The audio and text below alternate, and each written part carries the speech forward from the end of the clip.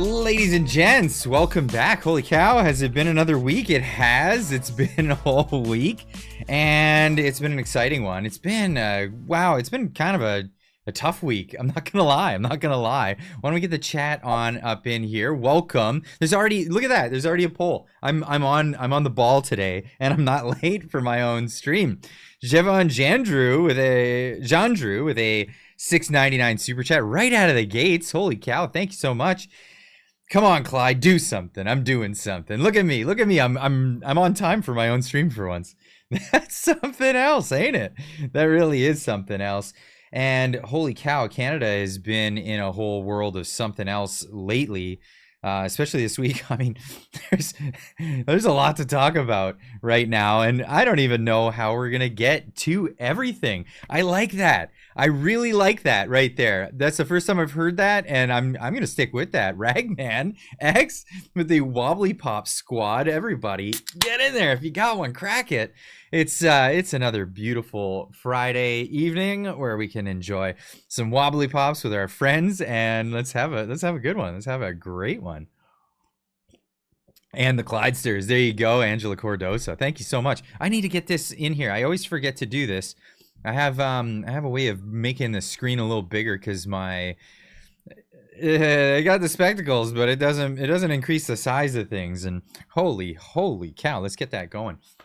What do we have going on here? Don't forget to join the Discord if you want to have a chat afterwards. Every Friday afterwards, we have the after stream chat where a lot of people like to join in, and I can hear you guys talking. It's Discord's another social media app. It's not really a social media per se. It's just like they have servers and chat rooms, and the cool thing about it is you have really good voice and video chat features. So head on over there, follow that link if you're interested, and we all have a hangout afterwards in the Discord server after the live streams, where I get to listen to what you guys have to say, and you know it's an ongoing discussion. There's another link right there. So welcome in Kim Court from Toronto, all the way from Tirana, as it's pronounced in Kanakistan here. Good evening, Clyde and Clydesters. Good evening. How are we doing? A few of us in Ottawa. Ottawa is one of those places I'm looking forward to going out there and meeting a bunch of you. I know that's going to be one that's on the list, obviously, for obvious reasons. Marty and I, if you don't already know, Marty and I were starting this saga, I guess you want to call it, a saga of going out and shaking hands, meeting people, big hugs, whatever, who cares? The idea is to go out and get meeting people, because you know when you and at bars, of course, it's always got to be a bar thing. Barstool politics is my favorite kind of politics, but this is a sort of a mission we're on. What we want to do is we want to create communities in the real world. We have these great communities online. You guys, fantastic community on this platform. There's many that follow both Marty and myself over on X. People that join on Discord. You know, branching out everywhere we possibly can. But the best thing to do is bring people physically together in the real world. And the idea is that we can be the draw for an event like this, and that's fun. We get to meet all the great people out there, and the benefit is you get to meet each other. You get to meet each other, and friendships are formed and made, and it's just fantastic. It's really fantastic, and it's the best part about it is people realize that they're not alone, and they can hang out and they can go into public spaces and not worry about talking about these ideas because they're not taboo. We've been tricked by this fake cultural thing from the leftoid community, using media and all the apparatus they can to trick everybody to think that our ideas are radical and out of the ordinary. No, they're not. These are just very straightforward, fundamental values of just wholesome people, and it's great. And the best thing about it is bringing people together. It gives people the courage to speak openly and publicly about these things, and it breaks all these fake taboos that I think have been out there for a very long time. It's great. And when you get more people out there and making regular events with each other, more people join. More people get excited about this stuff. People want to be a part of something. They don't want to be, locked up in their homes, locked up in their basements, behind a computer screen, fearing for what they say on the internet may get them arrested or something like that. No, this is the way we do it. We do it openly and forwardly out in the real world. We do it on the internet, of course, we do that, but we do it in all kinds of ways, and it's a great thing. Yutaka saying, don't get gaslit and psyoped. That's right. Don't get psyoped. Don't get gaslit. These ideas, again, they're not taboos. Never cared much about taboos, frankly. Well, you're one of the bold ones, and it only takes a small percentage of the bold ones to go out to make other people realize that it's normal and it's fine to speak out and say the truth. Call a spade, get out there, do it. It's great. And this is what Marty and I were trying to facilitate, and this is going to be an ongoing thing. Ottawa is definitely one of the destinations for, again, obvious reasons, because that's where all the subject matter is coming from, for the most part. That's where all the politicians end up. It's the capital of the country. And that's where we go. Pat is the sacrificial lamb. Pat. Oh, you're talking about Pat King. Has there been new news on that story? I don't know. Clyde, please do something. Yeah, of course.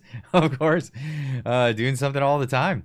I ordered some of your coffee. Can't wait to drink it. I can't wait for you to get it. It's my favorite coffee. I'm of course I'm being biased, but Yuji and I, we worked really hard on the flavors and making sure. Yuji worked very hard on the flavors, and I worked diligently taste testing and making sure that it was something that I thought would go out and be great for the community here. But yeah, for those possibly that don't know about it, get on over, get yourself some coffee. And pull up the picture in picture. Yeah, of course. This is the website, ClydeDoSomething.com, where you can go get your coffee. We have shirts. Right now we got the Wobbly Pop shirt. I think we'll be coming up with more designs. We've just been so busy, but it really is a crazy thing, because I'm really enjoying it. Really, making this website was a blast, and it's been a ton of fun bringing this kind of thing to the forefront.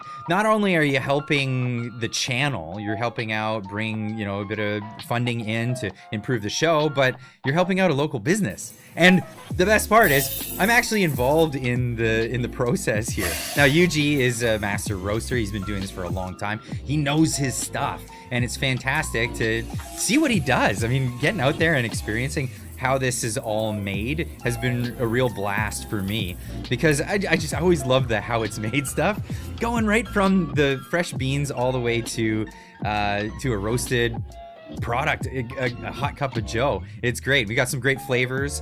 We've got your mega medium. We're making Americanos great again.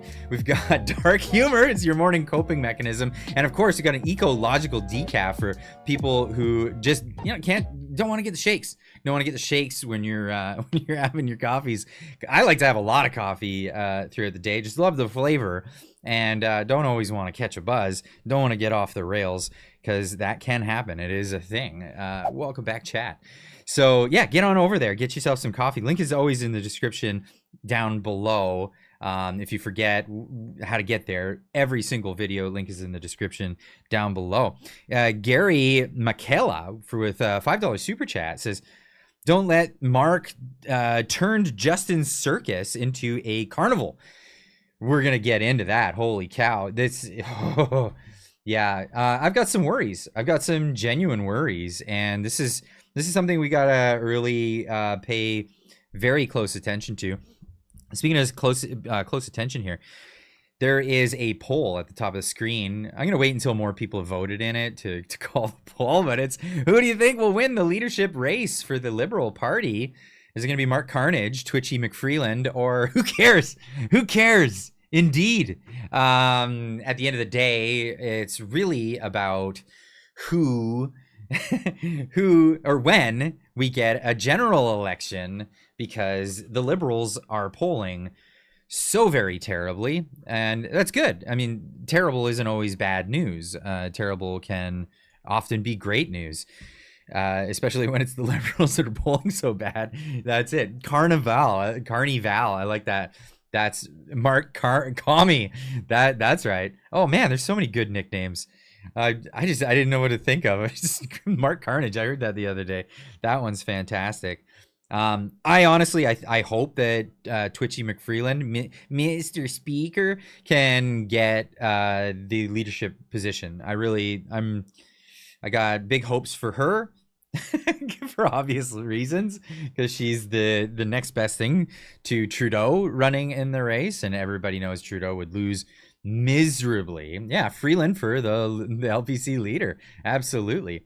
Call me Carney. Yeah, call me Carney indeed. Give Squeaky a chance. Yeah, give Squeaker a chance. Absolutely. Carney versus Freeland. Winner takes nothing. Nothing. We're going to get into sort of my ideas around that, because Canadians are on the slow march to freedom and liberty. Yes, we were on the slow march in the wrong direction. We were on the road to serfdom, and I'm very glad things are turning around. And things are turning around in the Western world for the most part. Absolutely. Things are looking good. You see what's happening in Argentina. You see what's happening in the United States of America, and what is possibly down the pipe for us. And that gets me excited when I think about that stuff. But what do we have in the immediate? We have this guy who once said this. There's a level of admiration I actually have for China, because their basic dictatorship is allowing them to actually turn their economy around on a dime and say, we need to go green as fastest. We need to start, investing in solar. We need to pick winners and losers. That is the socialist way. This is Justin Trudeau. This is the stuff he's been saying. And even people who were, wooed over by his, good looks and fancy hair are really coming around, are really turning around and saying what for about this guy. Joe Rogan had a thing to say this week. Oh, wow. So I tweeted this one out. I guess I'll leave my comment for afterwards. Let's just roll the clip. I had to quickly do this when just before we start live streaming to get rid of the swears.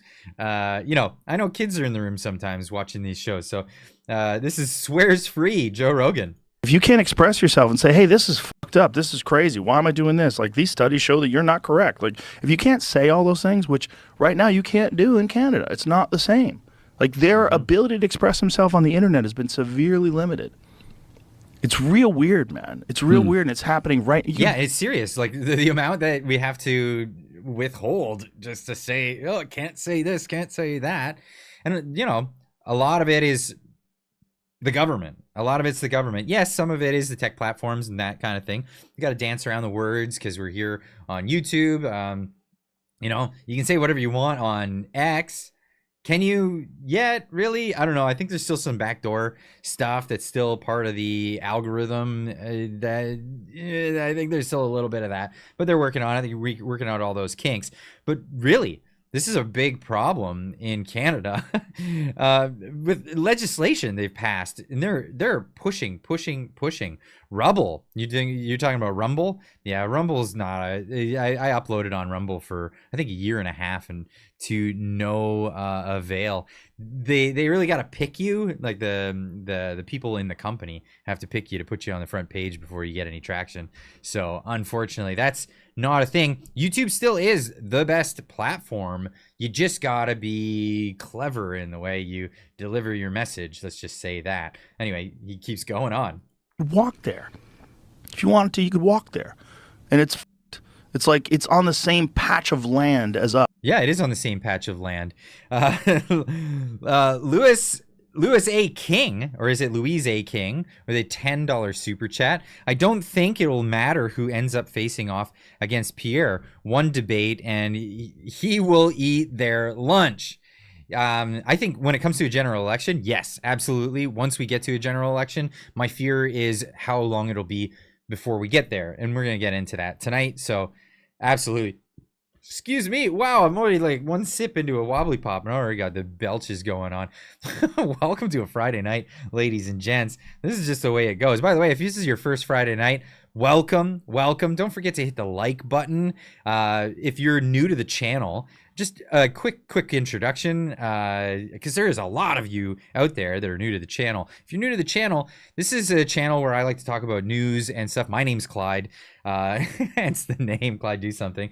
And I do videos before I go to work every day, every weekday. I work as a mechanic. I pull wrenches every day. This is my career. YouTube is a side thing that I love to do, and I just love talking about these things. It's a great way to get the things off of my chest that I would normally be really frustrated about, and talk about things that matter to me. And it's been such a great way to build community building. All of this is fantastic. So weekdays, morning videos, I do them before I go to work, and then a few live streams per week. I do a show with Marty on Wednesdays that gets published. It's live, but then it also gets published on Thursdays. And then Friday evenings, I like to do a catch-up community thing with the community here, and talk about some of these stories that we've gone over during the week, and maybe even some new ones, or ones that I couldn't get to because it's just crazy busy. It's just so busy. So thank you all for joining. Thank you everyone who's been here for the whole time, everyone who's come along along the way, and people who are brand new. Welcome. It's great having you. So anyway, back to this Rogan clip. It is just this is great. This is really great. And he's lamenting about the fact that we live on the same the border is it's a virtual border, right? You can go to all of these places throughout the United States and just walk across. It really is just like that. And it's just crazy. He's lamenting at the idea that we've gone so far off the rails.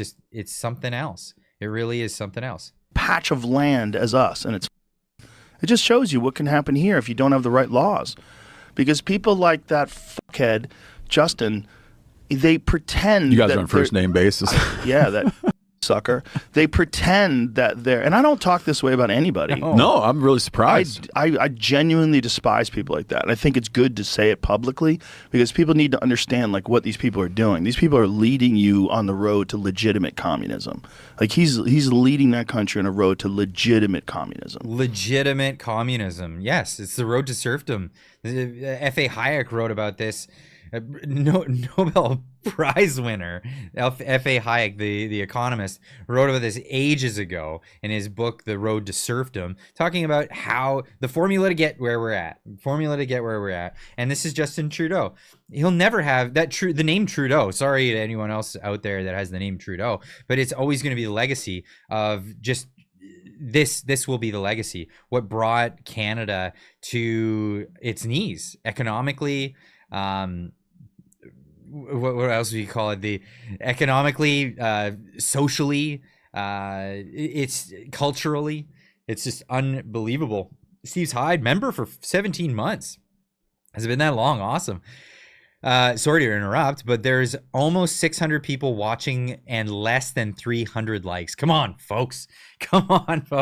Now, it is very helpful. If you hit the like button, what it does is it tells the algorithm that every one of you have a profile. I know you don't like to be profiled. I get it. But YouTube does this. They make a profile because they want to serve ads to you in the right way. And the best way to serve ads is to show you the content that you actually want to watch. And the way they do that is they pick out content that has like certain markers. Maybe people tend to like this that watch a lot of this other kind of content. And so what they do is if you like something, it actually recommends it out to more people with similar watch habits as you. And that's great because it brings more people into the community. So it's free. It helps out a ton. Hit that like button. It's really, it really helps. Thank you so much for everyone that's done that. It's popping up. I see it coming up. Iron Pelvis. I just love that name. It catches me off guard every time with a $5 super chat saying, what do you think of all that money the taxpayers spent on NetStar Energy battery plant in Windsor? perhaps it's worth talking about. I have mentioned it before, and we got robbed. We got robbed. Just like any of these government investments, when they just give out money. See, I'm gonna get into it further if you want, but the way it works is, if you want a business to come into your country and invest and do all this stuff, what you need to do is first give them the inclination that your country is long-term pretty stable, that they're going to be it's going to be this way for a while, and then also incentivize them with tax breaks. Just don't have high taxes. They'll want to come here. For one, we have a workforce that is, very well spoken about. Let's just say our workforce, very easily trainable, high productivity out of our workforce. So that is an asset for every business that wants to come into Canada. That is huge. Having all the natural resources, having the infrastructure that's already there, like i.e. electricity, all this other stuff, so you just tap right into it. And then also having good tax rates. Great idea. And then make sure you don't have regime uncertainty where they're worried that all these things are going to happen. Sans all of that, what socialists do is they just give people money. They just give people money. If we give you this money, will you build a plant here? Yeah, sure, just give us the money. And it always works out in bad deals, because there's no real incentive after the fact to follow through. There is no incentive to follow through, and that's exactly what happens. They just squander all the cash and don't actually build the thing that they say they're going to build. Everything works on incentives. Dale Tulloch, member for 16 months. Wow, has it been that long? Wow, holy cow. That's amazing. I remember you just first started chatting in the chat. It's sick how hard the idiots are going after Danielle Smith. Yes. Another one I want to get to. So let's get through this Joe Rogan thing, because we're going to get into this whole trade war thing. Trudeau tampon for $2.79. Texas 23rd B surplus. No state income tax. Wexit. Yep. Yeah, that's a big deal. That's a big deal. There's actually an incentive for Alberta to leave now. They're shooting themselves. It's so dumb, the federal government. Anyway, let's get into this. It's very dangerous. And I think most Canadians are fed up with it at this point. It's just like the party up there has so much control. And he's been forced to resign. So he's got to step down. Is he gonna? And just hopefully they don't get some new slick talker to con them into the same old bullshit. Hopefully someone comes along that has like real meaningful change. Ooh, real meaningful change. What kind of slick talker? How about maybe this guy? Mark Carney launches Liberal leadership campaign in Edmonton. Gets on out there. Hey, wagging the finger and stealing logos. Apparently stole this logo from some insurance company or something. They called him out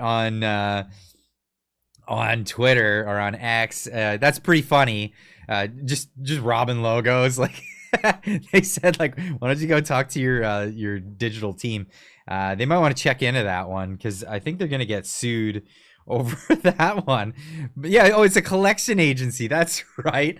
And it looks just like it. It's something else. I don't have a picture of it right now, but here we are. So Mark Carney launching his thing, the latest candidate to throw his hat into the ring for leadership. It's a collection agency. Okay, you got me.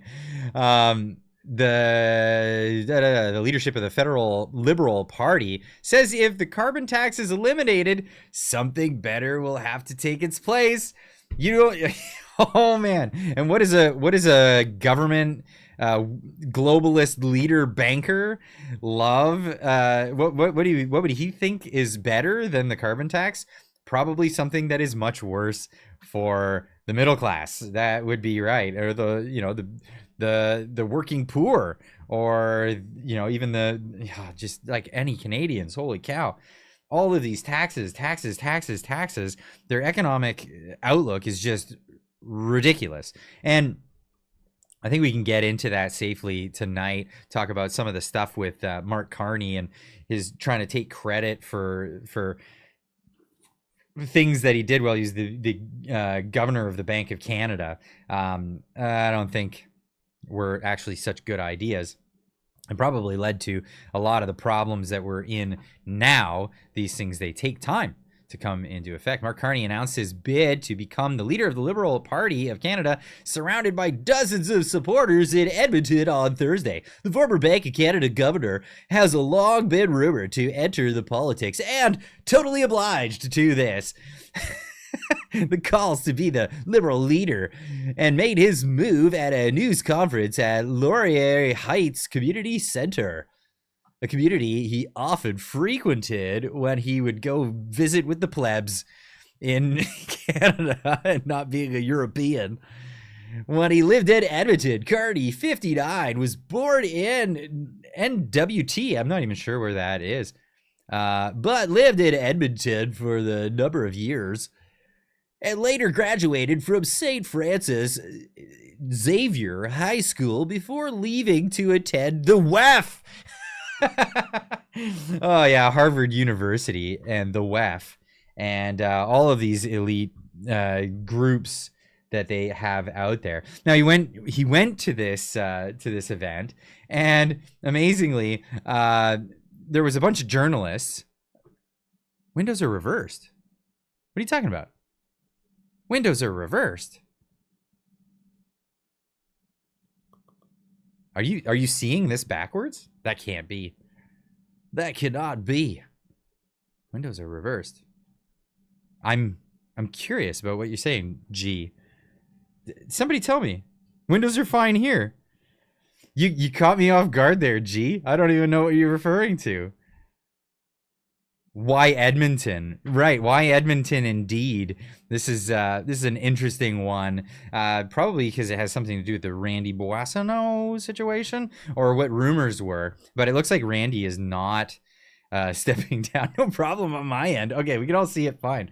We're all seeing it fine. Now, so he went to do this announcement, and unbelievable. Before we get to that, Easy Joe with a $5 super chat says, look up the Laffer curve to really show the effects of higher taxes. The chart was made to visualize that too low or too high taxes cut government income. I'm very familiar with the Laffer curve. I've brought it up many times on the channel. Thank you, by the way, Easy Joe. Yeah, the Laffer curve is absolutely comes into effect here. The idea is it's this bell curve, right? If you have not a lot of taxes, you're not going to have a lot of revenue, right? And then as you tax people more, the revenue goes up and up and up and up and up. And then you get to a point where you're taxing people too much and they check out. They totally check out. They work under the table. They do other things. They avoid it in some way. They leave the country entirely. And then government revenue goes, as the tax goes up, the revenue goes down. It's become just a standard economic measure anymore in economics and government, but somehow these socialists, they can't figure it out.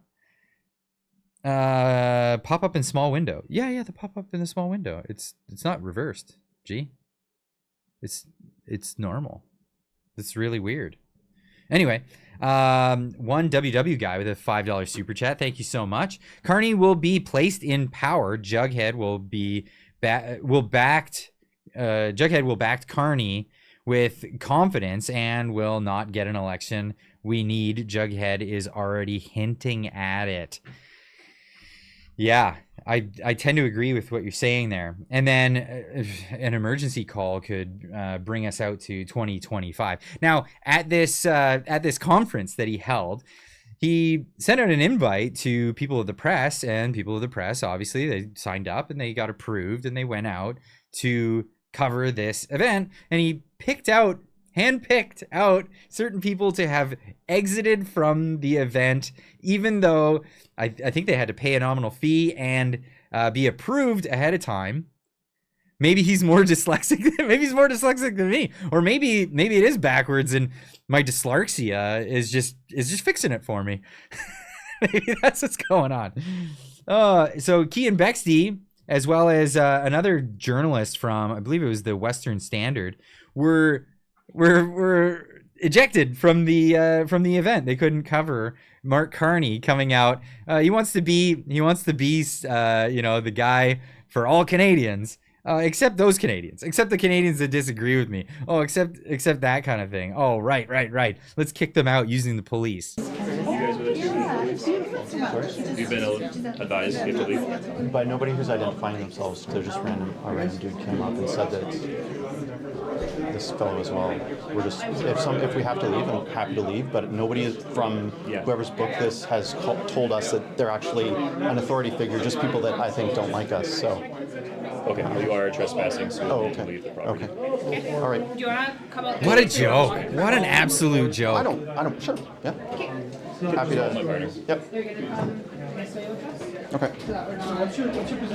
Is he really that stupid? Yes, apparently. I mean, the only other thing you could think is that somebody's trying to George, have you stolen sabotage. anything lately? Oh wow, is he? Kian's got cojones. I gotta hand it to him. I don't know. I'm not always a huge fan of his journalism style. Not every time, but I gotta hand it to him. He's got cojones, and he's willing to put his money where his mouth is every single time I've ever been treated. So If you want to keep filming, I'd like to meet him one day, dog. We'll have to pick up our car, and is that Great. okay? Where is it? It's just in the parking lot. We can drive, but thank you. No, but Oh, So sure, yeah, they're kicking him out. They're telling him where to the go. entire community center has trespassed us, or was it the campaign? the private event. Yeah, the private event. So it was the Okay, campaign. but they haven't booked this like playground. No, but it is part of the property, so we're gonna get you to be off the property. Okay, Making sure he's right off, so he can't even like get a shot sure. from afar. Yeah. Well, thanks for being so professional Unbelievable. about this. It's strange treatment from someone who wants to be the prime minister of this country. Right? And where's your Just right up ahead here. And then this part just got me. It got me so much with this. The Erie comes rolling in. Can anyone identify that car? Does anyone know what that is? Does anyone know what that thing is? It's okay. This cracked me right up. Did I have a tweet here? Thought I did. Oh, I gotta pull it up. Let me grab it. 'Cause I put this out there because it's just, what? Are you kidding me? Jevon with another $6.99 super chat. Let me catch up on this real quick. As soon as I hear somebody say populist, I put on my tinfoil hat. You know what? I reject this idea of demonizing the word populist. I think populism is the right way to go. It's that's democracy. The opposite of populist is elitist. What do you want? You want rulers? You want a set of people that have been prescribed to rule over you and your country? I don't think so. If we believe in the idea of democracy, then we believe in the idea of self-governance. And these people are not ruling. They're not even governing by the consent of the people at this point. The people want an election, and we're being denied that because of prorogation, all of this other stuff. And we'll get more into that. But I don't want to miss the other one. I saw another one there. Easy Joe for $2 says, I hate our police act like Gestapos. Yeah, it sucks. They're just following orders, man. Whatever happened to being an open society. Anyway, I threw this one out there. How out of touch is Mark Carney that he arrives to announce his running for leadership of the Liberal Party in a stretched Rolls-Royce limo? The globalist banker ought to know that the banks that are most often used in Canada right now are food banks. Come on, like how out of touch is this? Now, this is funny because it develops from here. And of course, it's, hello, fellow middle-class Canadians, it's like the hello, fellow kids of the skateboard guy, who gave the police orders. Yeah. Who did that? When you order your Rolls Royce from Temu. That's funny. That's really funny. So yeah, I pulled up images of Rolls Royces and confirmed that that's what that thing is trying to be, at least anyway. It's the facade of being a Rolls Royce. But I gotta pull this up because this was worthwhile. So LJB on X pointed out to me, says apparently it was a prank. Iron Pelvis with another $5 super chat. Populism got us to where we are. Those mandates were very popular. Yeah.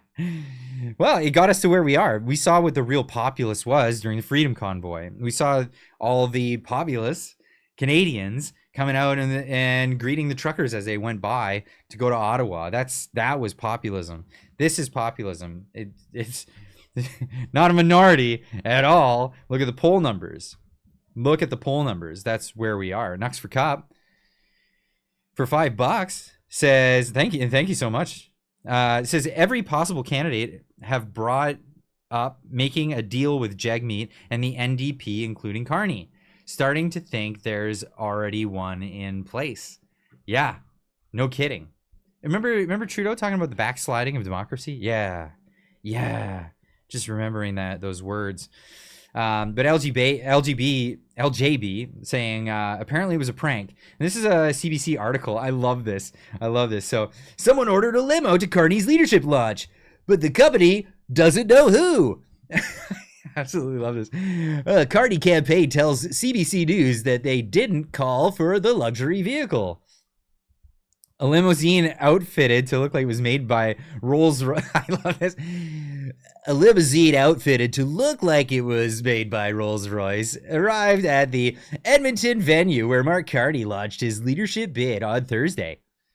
An Edmonton limousine service says someone called for one of its cars to show up to the community center where Mark Carney launched his bid for the Liberal leadership on Thursday. But the person didn't leave a name or never showed. This is... oh, this cracks me up. Hello, Sarav. Welcome back to the chat. Good to see you. The Phantom Royce. Right? This is the Phantom Royce. Now, I love this. I love that this has become the dialogue because this is funny. So I replied saying, yeah, CBC would have nothing to gain by running cover for Mark Carnage. Nothing at all. You know, the whole fact that if Mark Carnage gets in, there's no defunding the CBC. So like anything that the CBC does to fact check things in this campaign, this is what they're going to be met with. You made your own bed. You made your own bed. Now lie in it, CBC. This is where it's going to go. Every time you run cover for a Liberal, it's going this way. Rolls-Royce revolutionary. That's right. Yeah. For the people, by the people, enslaving the people to build the things for the elites. Yeah, of course. Now, this is hilarious, right? So, kept going, actually, with LJB, saying, I know it's CBC. I can't see how Carney would be that stupid, but maybe he is. And I said, you know, the damage is done now. And having CBC come to bat for him actually makes it worse. So this is a situation. Even if it was a prank, somebody sent a limo to the place. They kicked out reporters. Carney is Carney saying that they didn't do that? What if one of the Liberals kicked him out and sabotaged Carney's campaign? Ooh, this is. I mean, it gets dirty like that in politics. It's hilarious. Can't even get the logo right. That's right. Stealing from a collection agency. And so it's totally botched campaign already, right out of the gates. Kicking out reporters, rocking up in a Rolls Royce, even if he didn't. That's the message that's out there now. Everybody sees him as this, like, you know, rich globalist banker tycoon dude who rocks up. Hello, fellow middle class Canadians. No, another Silver Spectre socialist. Yeah, that's what it is. The CBC wouldn't miss an opportunity to show everyone they're bought and paid for. Nope, they're not missing that opportunity at all. And then went on to say, in my opinion, it says more about how poorly the limo service is, sending a $800,000 car to a pickup with no customer name or info. If the story is even that, if that's true. And then I replied saying, I don't think the limo company would even buy a Rolls Royce. It's likely just a Rolls Royce front clip and rear clip with some other chassis, pretty common. So it's probably on, you know, some Chevy or Ford chassis. It's like a Chrysler 300. Yeah, there you go. So that's probably what's happening there. Now, Bryce Wade putting this out there from, by the way, New World Precious Metals. Link is always in the description down below. Great way to save yourself from a lot of this inflation. Save your savings. Get your savings into something that's a little bit more of a hedge from losing all your money just watching the government inflate it away. But Bryce Wade saying uncomfortable truth. September 24, Mark Carney becomes paid advisor to Trudeau Liberals' economic task force of only himself. The whole task force was one guy. His first act was to secure an investment of $10 billion of taxpayer dollars with his own company. Now he wants to run Canada as the PM. Let that one sink in. Let that sink in, folks. Because this is, oh gosh, this one's going to be something else. This guy is a real piece of work if you're thinking. So, yeah, anyway, the story is the CBC's running running cover for Carney, which is hilarious. It's always going to go down the Carney rocked up in a Rolls Royce on his first day, saying he wants to be the leader of Canada. Steve's Hyde for $10 says, when they say our democracy is under threat, they mean themselves. But hey, I guess we all know that. Yeah, and I think it was Jordan Peterson. Was it Jordan Peterson? Maybe I'm wrong on that. Made the argument that when these elites, they say democracy, they're talking about the institutions that were brought about by previous democracies that we had before. They're not talking about, or bureaucracy. The bureaucracies, that the institutions that were built by what previously was our democracy. And they want to preserve those in order to,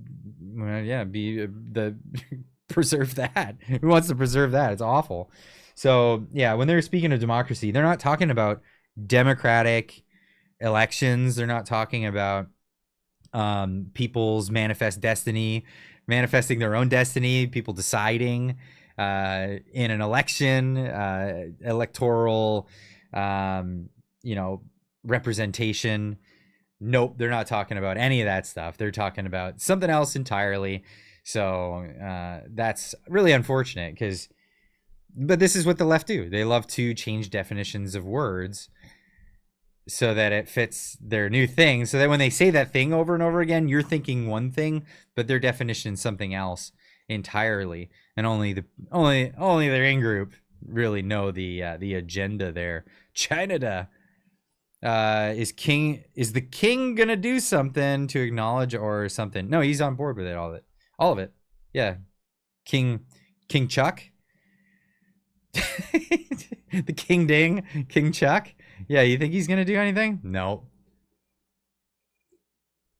Thanks for making me laugh, guys. Absolutely. By the way, if you guys haven't heard, I know there's a lot more people in the chat right now. If you are in the Sea to Sky country or Lower Mainland, the area, Marty up north and I are going to be doing a meetup on the 25th of January, and that's going to be in Squamish, British Columbia. Everyone's welcome. It's going to be at the Shady Tree Pub in Squamish. We'll be there around 6 o'clock, and we'll be there all night. The main point again is we're doing a meet and greet. We've got good friends coming. Alex Zoltan, you may know him from X. You may know him from coming on the show here. He'll be coming, as well as a whole bunch of other people. So check that out. If you're interested, come on out, meet us, and then you'll get to meet a bunch of the people in the community. That is what it's all about. It really is that. It's that. Marty and I, we got really excited last year when we went to the Tucker Carlson event, and we decided to do a meetup, and tons of people showed up. It was just unbelievable how many people showed up for it, and it was such a great time. But it was all the other people meeting each other, pardon me, that really inspired us to try to continue this, get more communities in the real world, IRL, happening, so that people can organize, people can get together, do get involved in all kinds of different things. So I have a bunch of confirmations. I don't know who wants to be known as going. Maybe you just have to go there and find out. There's going to be some cool people there, but definitely check it out, including Utaka. He's going to be there. He will be there. Wouldn't that be funny if Carney Val shows up at Squamish on the 25th? I would love it. I would absolutely love it. It would be hilarious if that were the thing. I will totally show up, says Trudeau tampon. But I'm not coming to the communist country of British Columbia. Let me know when you're coming to Alberta again. Yeah, it'll happen. It'll happen. We did it in Calgary before. It'd be nice to do one in Edmonton. Definitely going to do Ontario. I'd love to check out a few different places there, and maybe some other places elsewhere in Canada. You know, it's hard to pick. It's hard to pick a place, but we'll figure out. We'll figure out where more people are. Anyway, let's get on to the next point that I wanted to bring up. So was this the next point I want to? Well, it's one of the many points. Let's just get into it. So here's Roman Baber. I'm a big fan of Roman Baber. He's one of the more libertarian leaning people in the Conservative Party. Really gets into a lot of the nitty gritty. I like what he has to say on a lot of subjects. So big fan, Roman Baber. He says, listen to this extremist, Mark Carney. If it wasn't for radicals like him, Canada would be selling energy all over the world. Instead, we're beholden to the U.S. exports only, which has been expressed by a number of people recently, including Danielle Smith, Pierre Poilievre, and Stephen Harper, to talk about these things. This is the reality, and it's because of guys like this and the dreams. Remember, this guy was behind Trudeau the whole time. He had his hand right up that marionette. Tell you what, Trudeau probably liked it a lot. That's where it was. And him coming in is just another Trudeau. You got to get that. The oil and gas sector in Canada produces more than a quarter of our emissions. Yeah. So and that's in the production and transportation of oil and gas, not the actual use of oil and gas in our cars, used to heat some homes and other things. Mm-hmm. So we can't meet our ultimate objectives, which is to get to net zero emissions, which, by the way, is what we have to do to prevent that might be down the wildfires and the other climatic events from getting worse. What the world has to do, we can't get there unless we do not just have a cap on emissions, but those emissions are brought effectively to zero. The oil and gas sector in Canada. Yes, brought down to zero. That's what they want to do. They want to get rid of oil and gas in Canada. What would be the purpose of that? Why would that be a good thing? Does he want to do that everywhere? Is that something he's keen about doing all over the place? I gotta find the clip. I've got so many tabs open. It's unbelievable right now. Most people, when they see how many tabs I have, they freak out. Absolutely freak out. But I gotta find this clip because he was talking about oil and gas there and why it's got to be shut down. But then he was questioned about it. Maybe this is the clip. Let's hope this is the clip. Let's pop it up. So this is Ryan Garrettson saying Carney, who relies on banks to invest in his climate change agenda, is telling people here to make sure they pick the correct banks to keep your savings. No, this isn't the clip. He did say that. That was the other thing. But the one clip that I was alluding to that I can't find at the moment was him being questioned and grilled by Pierre Poilievre. So he was grilled by Pierre Poilievre during one of the many what do you call it in Parliament? Why am I drawing a blank on words today? That's unfortunate. They're in a committee. That's what they were doing, and he was grilling Carney about how he's shutting down oil and gas in Canada, stopping the pipelines from being built for climate reasons, right? Climate reasons. They call it global warming for a reason. It's supposed to be global, right? Well, apparently places in South America and other places in the world aren't part of the globe because Mark Carney is investing himself in pipelines in these other places. And that doesn't seem right. That doesn't seem right to most people that are talking about this. And I mean, it goes nuts. He goes crazy. He actually believes this stuff that like Klaus Schwab says, the fourth industrial revolution. Everyone's going to be a bunch of useless eaters. And we need to like put them in their cubicle and eat the bugs. He actually believes this stuff. Here's UBI Works on X, who incidentally blocked me for criticizing universal basic income, where he's advocating for universal basic income. Former Bank of England, Bank of Canada Governor Mark Carney makes the case for basic income, social supports to help workers impacted by AI. Why would we be impacted by AI? Because it's the new thing to take our jobs. It's, all these people are going to be laid off. It's going to take over the world. Again, I have to remind people of this stuff. Yes, AI is going to revolutionize a lot of things. Just like farm equipment revolutionized the farming industry, 100 and some odd years ago now.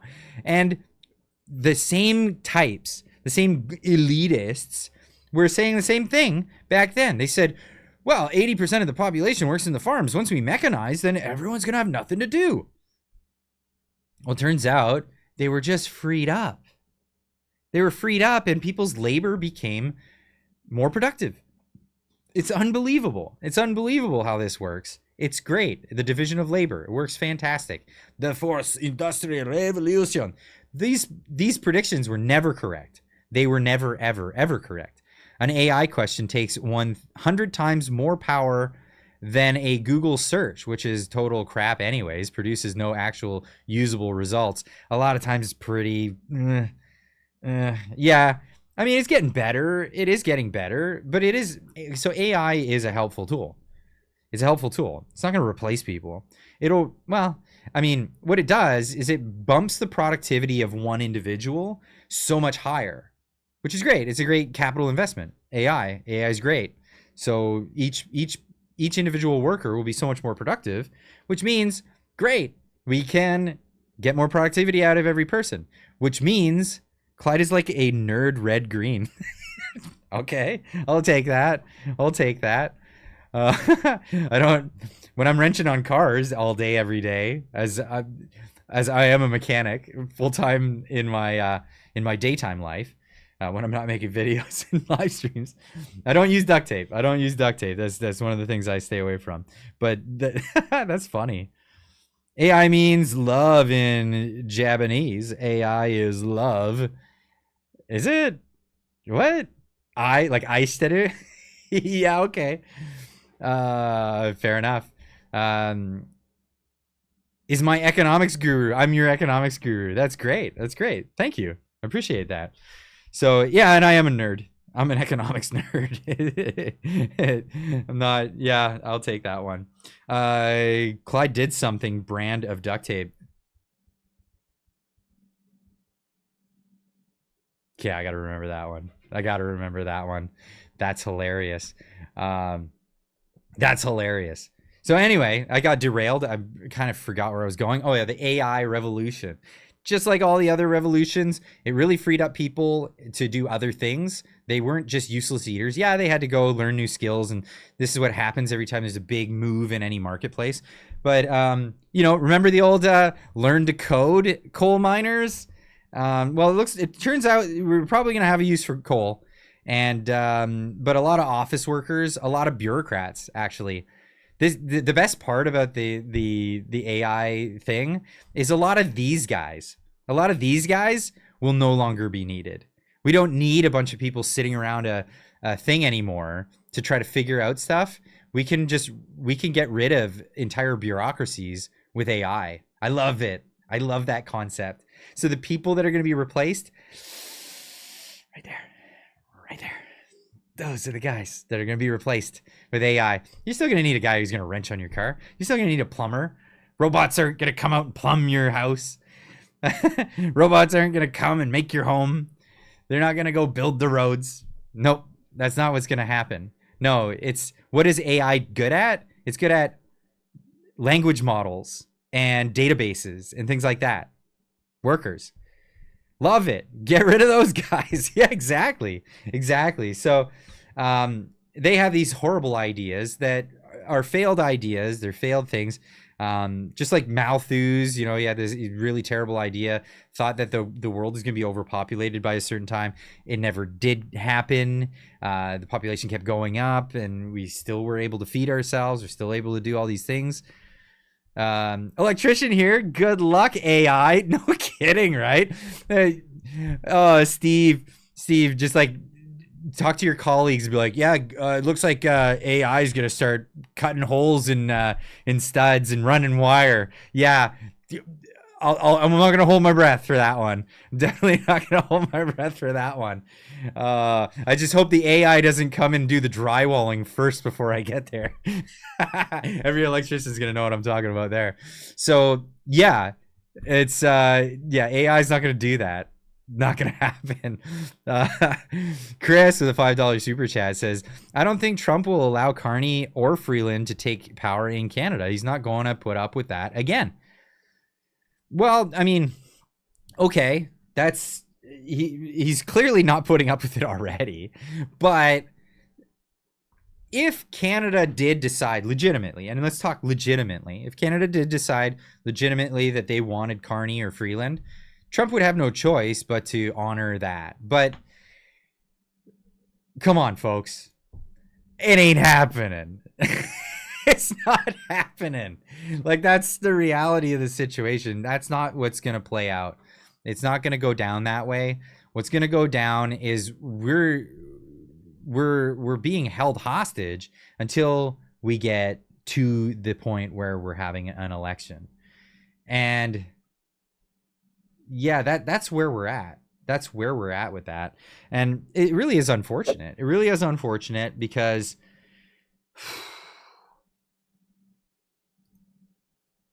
we may have some time, a stall amount of time. Great work, Clyde. Thank you. We're gonna have some time where there's, and I just don't know how long. Hey, Clyde, are there any plans to build a huge data center in Grand Prairie, mainly for future AI use? Ain't building itself. Oh yeah, ain't building itself. You know. Yeah, that's right. There's always going to be tradesmen. Mike Rowe, I'm a huge fan of Mike Rowe, right? So if you don't know who Mike Rowe is, he's a guy out of the United States who did a show called, what was the name of the show? It was like Dirty Jobs, something like that, where he went out and he did all of these trades jobs that are hard jobs. They're not easy, but they're good jobs and they're great jobs you could be proud of. That kind of thing. And what he did was he got rid of the stigma around them as being like lower class jobs. Been a mechanic for 30 years. Awesome. Dorkle Puss. I love the name.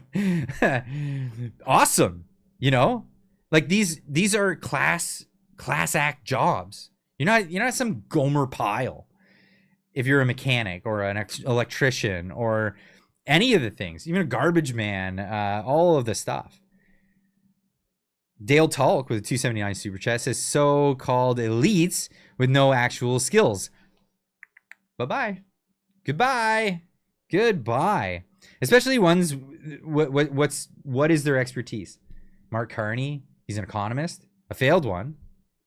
You know, I feel bad for everyone who went to school and were only introduced to John Maynard Keynes' view on economics with his grand theory of economics, grand treatise. Yeah, it's not a good model. Well, you know, there's some of the basics in there that make a lot of sense, but yeah, deficit spending. That's how we got where we're at. And yeah, that was under Mark Carney. Remember that.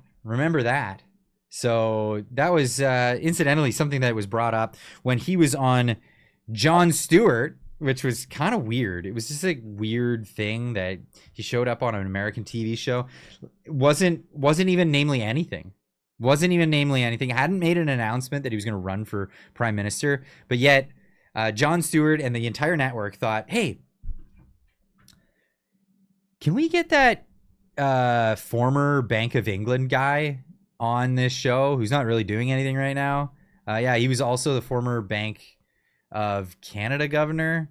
Can we just get him on to talk about, I don't know, stuff? No, obviously it was bought and paid for. They brought him on the show to do this weird session with Jon Stewart, who used to be funny and became woke and gross. And yeah, and they did this. I welcome you to our land, America. We are soon to be... well, there was a border when I came, John. When was the last time you checked Twitter? So you've really... Jody Mack. I hope I'm saying that right. Did you see Liz Truss warning to Canadians against Carney? I haven't seen Liz Truss one. I'm not sure who that is, but I did see a warning from, who is it? I gotta pull this up. I got so many tabs. I got tabs and tabs, days of tabs. It was Jason Levine, I believe. Yes, here it is. So Jason Levine says, important message for all Canadians. Yes, Mark Carney can be prime minister without a single seat or a vote and has emergency powers. Stay prime minister in an emergency, and in an emergency could stay prime minister until September 2026. This is a reality. How? With Mark Carney clearly making moves for the Liberal Party leadership, already securing 30 MPs and talking with the media, and is clearly a strong frontrunner, many Canadians are about to receive a huge surprise and shock. It's a common misconception that the Prime Minister of Canada must be a member of Parliament. Not true. The Prime Minister is an appointed, not elected, to the position by the Governor General. Mark Carney can win the Liberal Party leadership and be appointed to the role of Prime Minister. Chris, for $10, says, Carney's a technocrat. Technocrats want something similar to the Middle Ages feudal system, where there's lords and peasants. Mark is on his honeymoon phase now, especially on TikTok and X. Yeah, you're right. You're right. That's what he's looking for. And do you think, honestly, in all honesty, do you think that Mark Carney is going to spend that money, drop all of his investments and put them into some escrow thing for some time, and then, I don't know, just only be prime minister for a couple of weeks while we get through an election and then be relegated to third place, the leader of the party that's in third place? Do you think that's legitimately going to happen? I don't think so. Yeah, I mean, even if the NDP and the Liberals did form a legitimate coalition, they would be official opposition, but like really small numbers official opposition. It's just, yeah, not good. So yeah, I don't see it. So Mark Carney can win the Liberal Party leadership and be appointed to the role of PM. Canada's done this before. The 17th Prime Minister was John Turner in 1984. He left politics a decade earlier and returned to succeed Pierre Trudeau as leader of the Liberal Party, and was then appointed Prime Minister by the Governor General without holding a seat in the House of Commons. I've attached some information. If you don't know anything about John Turner, he was PM for a few months in 1984. Which is that's yeah, he was a prime minister for a few months, and then they had an election. Jay Froelich, I hope I'm pronouncing that correct. Thank you for joining the community. Really appreciate that. Everybody give Jay Froelich a big old welcome to the community. Thanks for joining up. Also, did you know that constitutionally in Canada, terms can be up to 5 years, making the next forced election date September 20th, 26. The next question is, how are they going to stall the election? Clearly, the Liberal Party will want some rebound time to clean the Trudeau stink before the next election, because they're going to lose the next election. Well, there are really only two ways to stall the election in Canada. Avoid a confidence vote. So make a deal with the NDP or the Bloc Québécois, maybe. Or delaying the election in an emergency. This includes economic emergencies, such as a U.S. president threatening economic force and imposing harmful tariffs against Canada. We could all be stuck with the Liberals for another 20 months under a non-elected MP Carney. I do pray I'm wrong about this. I pray you're wrong about this, Jason. Oh boy, do I pray you're. Did I pronounce it wrong? Is it Freilich? Oh, I would not have gotten that from the spelling, but welcome, welcome, Jay Freilich. My bad. There you go. There you go. Yeah, it is. Okay. Well, I'll try to remember that. That's a hard one for me. Yeah, right. Yeah, that's a tricky one. So I'll try to remember that one. Here we go. Okay, so that's that. Let's get on to some of the other things, because I don't want to dwell on Carney all night. He's a piece of work. He's great at destroying the nation. He's, again, the puppeteer, right, of the ventriloquist dummy that has been Justin Trudeau over the past 9 years, with his hand right up in there and just squawking the squawk through Justin Trudeau, and now wants to he just wants to drop the dummy and do his own stand-up. That's Jimmy Rolex is a piece of work. Yeah, there you go. I think Carney lost his Rolex. He lost it in the Trudeau ventriloquist dummy. I do want to pop this one up here because this one cracked me up. So you guys all get to enjoy this one. This is, by the way, Carla Joy Treadway. She's an amazing person. I had the pleasure of hanging out with her last year in Victoria with the whole group of us, Marty and Tamara and Chris and all these great, awesome people. And she was out there with us having a great old time. So I wanted to share this clip because it's just really clever. Trudeau tampon with a $6.99 super chat. Thank you. Danielle will buy Alberta oil. Can't impose tariffs on provincial governments. Yeah. So that's a thing. And they would be going, but is there a parliament to stop them from doing it at the moment? Eesh, this is really bad. Trudeau does have the power to bring in new levies and stuff like that. So be careful, because this is actually possible in the short run, which can be detrimental to a lot of people. And that's all these trade wars are all short run stuff anyway, right? And this might be the reason why Trudeau prorogued and played it off like he's quitting, so the pressure would go away from him. You never know, right? That could be a thing. But anyway, speaking of Trudeau, so this is Carla Joy Treadway and her recent clip. I love this clip. If you haven't checked your bank account today, you should. Why? Did you freeze it? Why? Did you devalue the currency again? Did you turn my money into monopoly money? Did you take some of it and use it for some crazy DEI social justice policy that doesn't make any sense? Are you garnishing it for climate change? Don't touch my bank account. Don't look at it. I don't want you to have anything to do with it. Don't touch it. Don't attach it to a social credit system or some weird digital currency. Just stop. Every time you do something, things get worse. Yeah. Stop doing things. Every time you do anything, everything gets worse, especially when it comes to money. If you haven't checked your bank... Especially when it comes to money. Stay away from our money. Justin Trudeau. Andrew with a first-time super chat. Wow, awesome.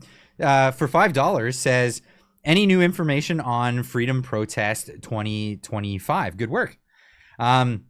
Great work. Thank you. Thank you so much. So the 2025 thing, I've heard rumblings about it, but nobody really is supporting it. And in fact, one of the things that a lot of people have come to realize about this thing is, you know, if a bunch of people did go to Ottawa with a bunch of trucks, it would be detrimental to the people that that have been, you know, being prosecuted by the government and persecuted by them at the moment. So Tamara Litch, Chris Barber, the sentencing for Pat King hasn't happened yet. And something like that would weigh heavy on those cases. So you'd be doing a massive disservice to the people that did the convoy in the first place. And I don't think that like the national fervor is behind a bunch of truckers doing that again. And mind you, they would have ways of making it terrible for everybody. It wouldn't work out the way it was the first time at all. So yeah, I just don't see that happening, and nobody is really seriously on board from what I'm hearing anyway. Yeah, another convoy is brewing. Yeah, is it? We don't know. I think that might be a tough one to even say that is happening. Rick Yum with a $5 super chat says, if they screw us with this game till 26, I really hope someone uses no. At least the people would finally win. So frustrating. I can't advocate for anything like that. You know that for sure. And I hate the fact that they're putting themselves in a situation to have people genuinely consider that stuff. They really need to just concede to the fact that the populace of Canada is ready for an election. No minority government has ever gone this long without an election happening, and it's never happened. They need to just let it go and bring an election. This is just really bad. Trudeau of Tampon 279 says, terror, that word works when they oppressed the people. Again, no, I can't advocate for that. No way. But you know, there are other means of getting your point across. There are other means, and we're clever. Canadians are clever. We'll come up with some really good stuff.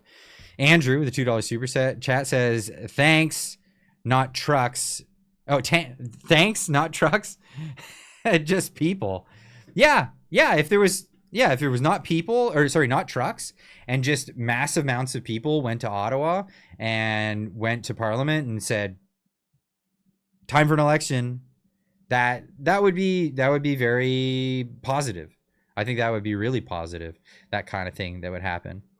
Yard prep, 85% of the people aren't clever. No, but all it takes is one or two clever people to come up with an idea, and then the rest of the 85% to get on board and come with. Because yeah, a lot of times that's how things work. Why not people don't go to work on the same day across Canada, demand elections now? Because harming local businesses is not always the way to get the government to move on something. What we're doing has really got them scared. You got to realize this. What we're doing has got them very scared. We're on social media. We're talking. We're making a lot of noise. We're being very loud.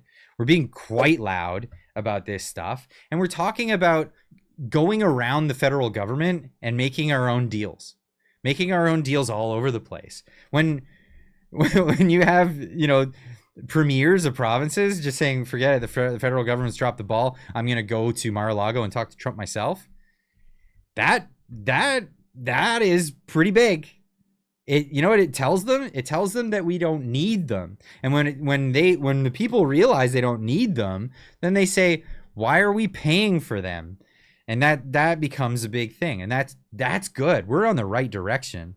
We're definitely going in the right direction. They have their backs up because they know that they're losing. Scott G for $10 says, when the talks of Alberta joining the US start to boil, people are going to full exodus to Alberta just to be American. You know what? I hadn't thought of that. That is very true.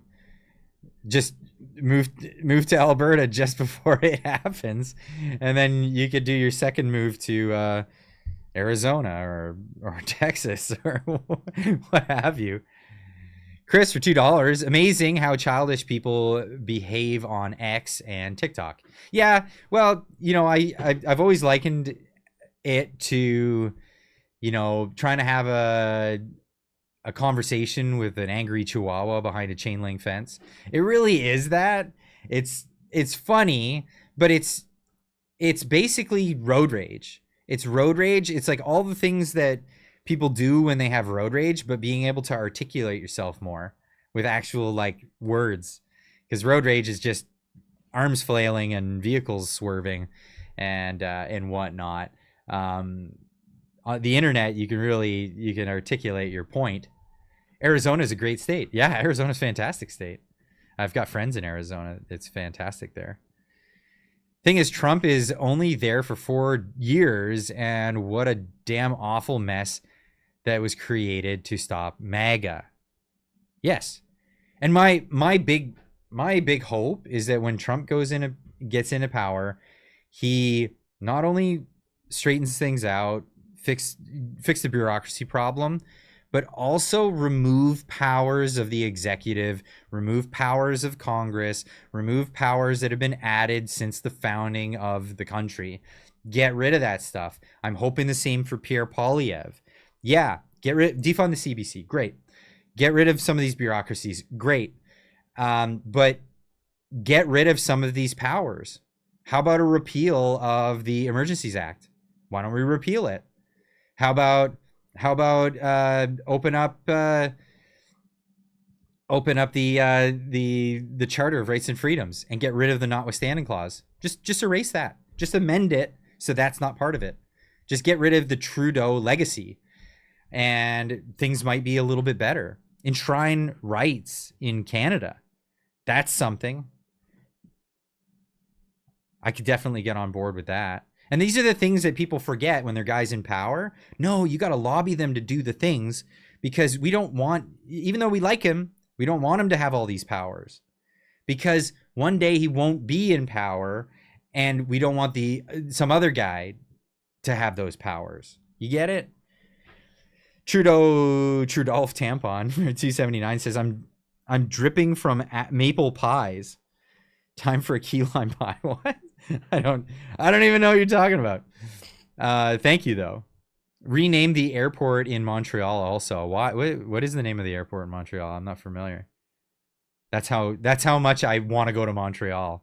I'm sorry, Quebecers. I heard your province is fantastic, but I've never had the real like want to go. I don't know. I have friends there, and I'm gonna end up going there, of course. And I know that people would be super hospitable and super nice, but it's just, yeah, I've just Trudeau app in Montreal. I was in Quebec once and loved it. See, Annette, you're probably onto something. Maybe I should go. Montreal used to be great. Okay, used to be. Old Quebec is beautiful, like something can't read. It went too quick, sorry. Oh, like being in Europe. Oh, like Mark Carney. Oh, sorry, I joke. Mark Carney was referring to himself as a European at one point there. That was something else. Now, I want to get into the next part of the program tonight, because we're going to be talking about a lot of this stuff, and it's gonna stretch on. But where are we? Let me close that. Get some of these other things. All these windows closed. I don't want to talk about Carney anymore. I'm just done with him. I have had enough. I'm Carneyed out. carnied out. What we need to talk about was this yard prep. Clyde, do something. Quebec City is beautiful, but the people are arseholes. You speak English around them and they look down on you. We put up with it too much. I think Canadians put up with that behavior too much. I agree. I'm not particularly happy about that. Rick Yem for $10 says, I don't condone violence. I'm just so frustrated. I'm on the verge of losing my home. I didn't mean for it to come across as condoning violence. My apologies for coming across wrong. Oh, absolutely, totally forgiven. You're good. I get it. You understand. I have to stay very vigilant about that. Not only is it like a violation of the terms of service, but I don't actually advocate for that stuff either. I think there's a peaceful approach. But don't take me as like some hippy dippy pacifist. I do agree with the non-aggression principle. It's the idea that you don't aggress, you don't do the aggression, but if push comes to shove, always defend yourself. It's a kind of that common misconception about what Jesus said about turn the other cheek. What he was saying was to turn the other cheek. You want to hit me? Hit me. Go for it. Give it. Oh, but you're going to be in for a world of pain, right? It's one of those. So, violence is what you do to defend yourself, and that's the way we should treat it. Always. Tired of the carnage. Yes, absolutely. Proud to have worked across Canada. Yep. Yeah. Get out and travel. Absolutely. And I kid about Quebec all the time. I'm gonna go there and I'm gonna enjoy it, and I'm gonna love all the people I meet along the way. It's gonna be one of those. It's like everywhere I end up going in Canada, with the exception of particular neighborhoods in Vancouver. I think that's where I've been on that one. Or maybe even Toronto. So, but I love Toronto. Well, I love what Toronto used to be. I lived there a really, really long time ago when I was young, and it was good. But let's get into this. So this is Melanie Jolie, who's want to say what's the word I'm looking for? An idiot. Yeah, she's an idiot. She's absolutely an idiot. Before we get into this clip, I just want to showcase something that she said recently. I know that people are angry. I know there's frustration. We're all frustrated when we go and buy our groceries. And, I was looking at just buying a pound of butter over the weekend. It's nearly $9 in Montreal. Yeah. It's nearly $9 for a pound of butter that is controlled by the government. The government sets the price for butter. Holy cow. Wow. This is just ridiculous. This is how idiotic the people are in Canada. For everyone who doesn't know about this or is from another country, Canada, we have the milk lobby. We have the dairy lobby. They set the price of milk, butter, cheese, all of these things. This is why countries walk away from the negotiation table with us, because they don't take us seriously when we have a 250% tariff on cheese products coming into our country. Where's your mug, Clyde? I got my koozie tonight. But I know exactly what you're saying. But idiot, absolute idiot. January 2024. Trade negotiations with England, our oldest trading partner, our first trading partner, used to be part of their empire, walked away from the table, said, hey, Canada, put on your big boy pants next time you come, and then we'll talk to you. But until then, goodbye. 250% tariffs on cheese. Stupid. That's why Donald Trump said, we don't want your milk. We don't want your milk. Do you want because we want to sell milk there. We don't sell milk to the States. They don't buy our overpriced milk. And it's overpriced because we charge our people too much for it. We dump milk down the drain and in farmers' fields to set this price. It's creamy communism. It's It's milky Marxism. It's unbelievable. Trish Prue, member for 27 months. Can you believe that? 27 months already? That's crazy. Time's been flying like crazy.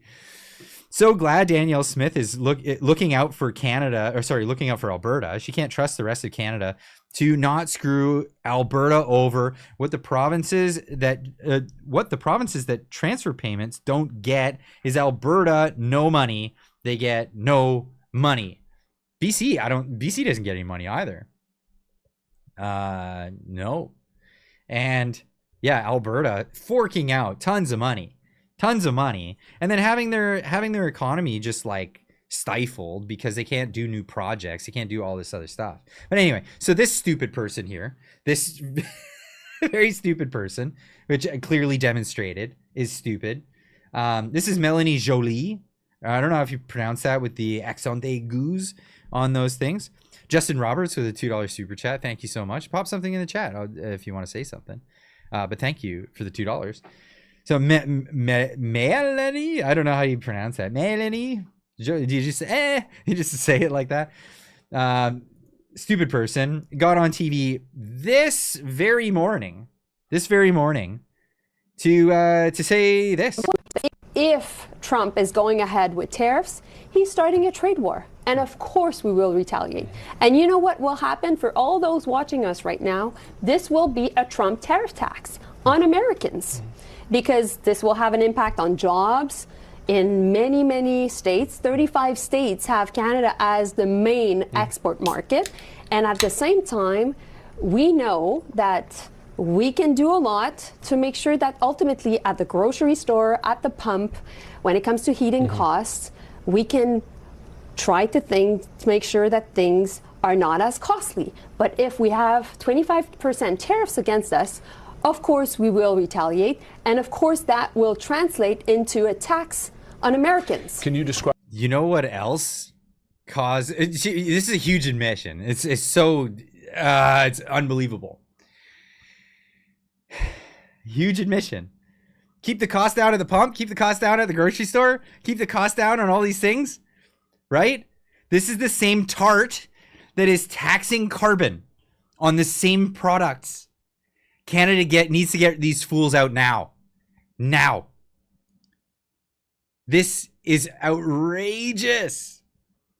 And believe me, what are you gonna do? Like, we're already giving our oil and gas at massive discount to the United States. It's unbelievable how low we're giving that.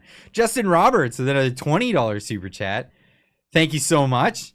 Says the reason the milk lobby does not want the Milk USA milk can have up to 10 to 15% pus in it. I've heard these stories. And because of this, I looked into it. And I talked to some serious experts on the subject. Did a whole show with Dr. Sylvain Charlebois.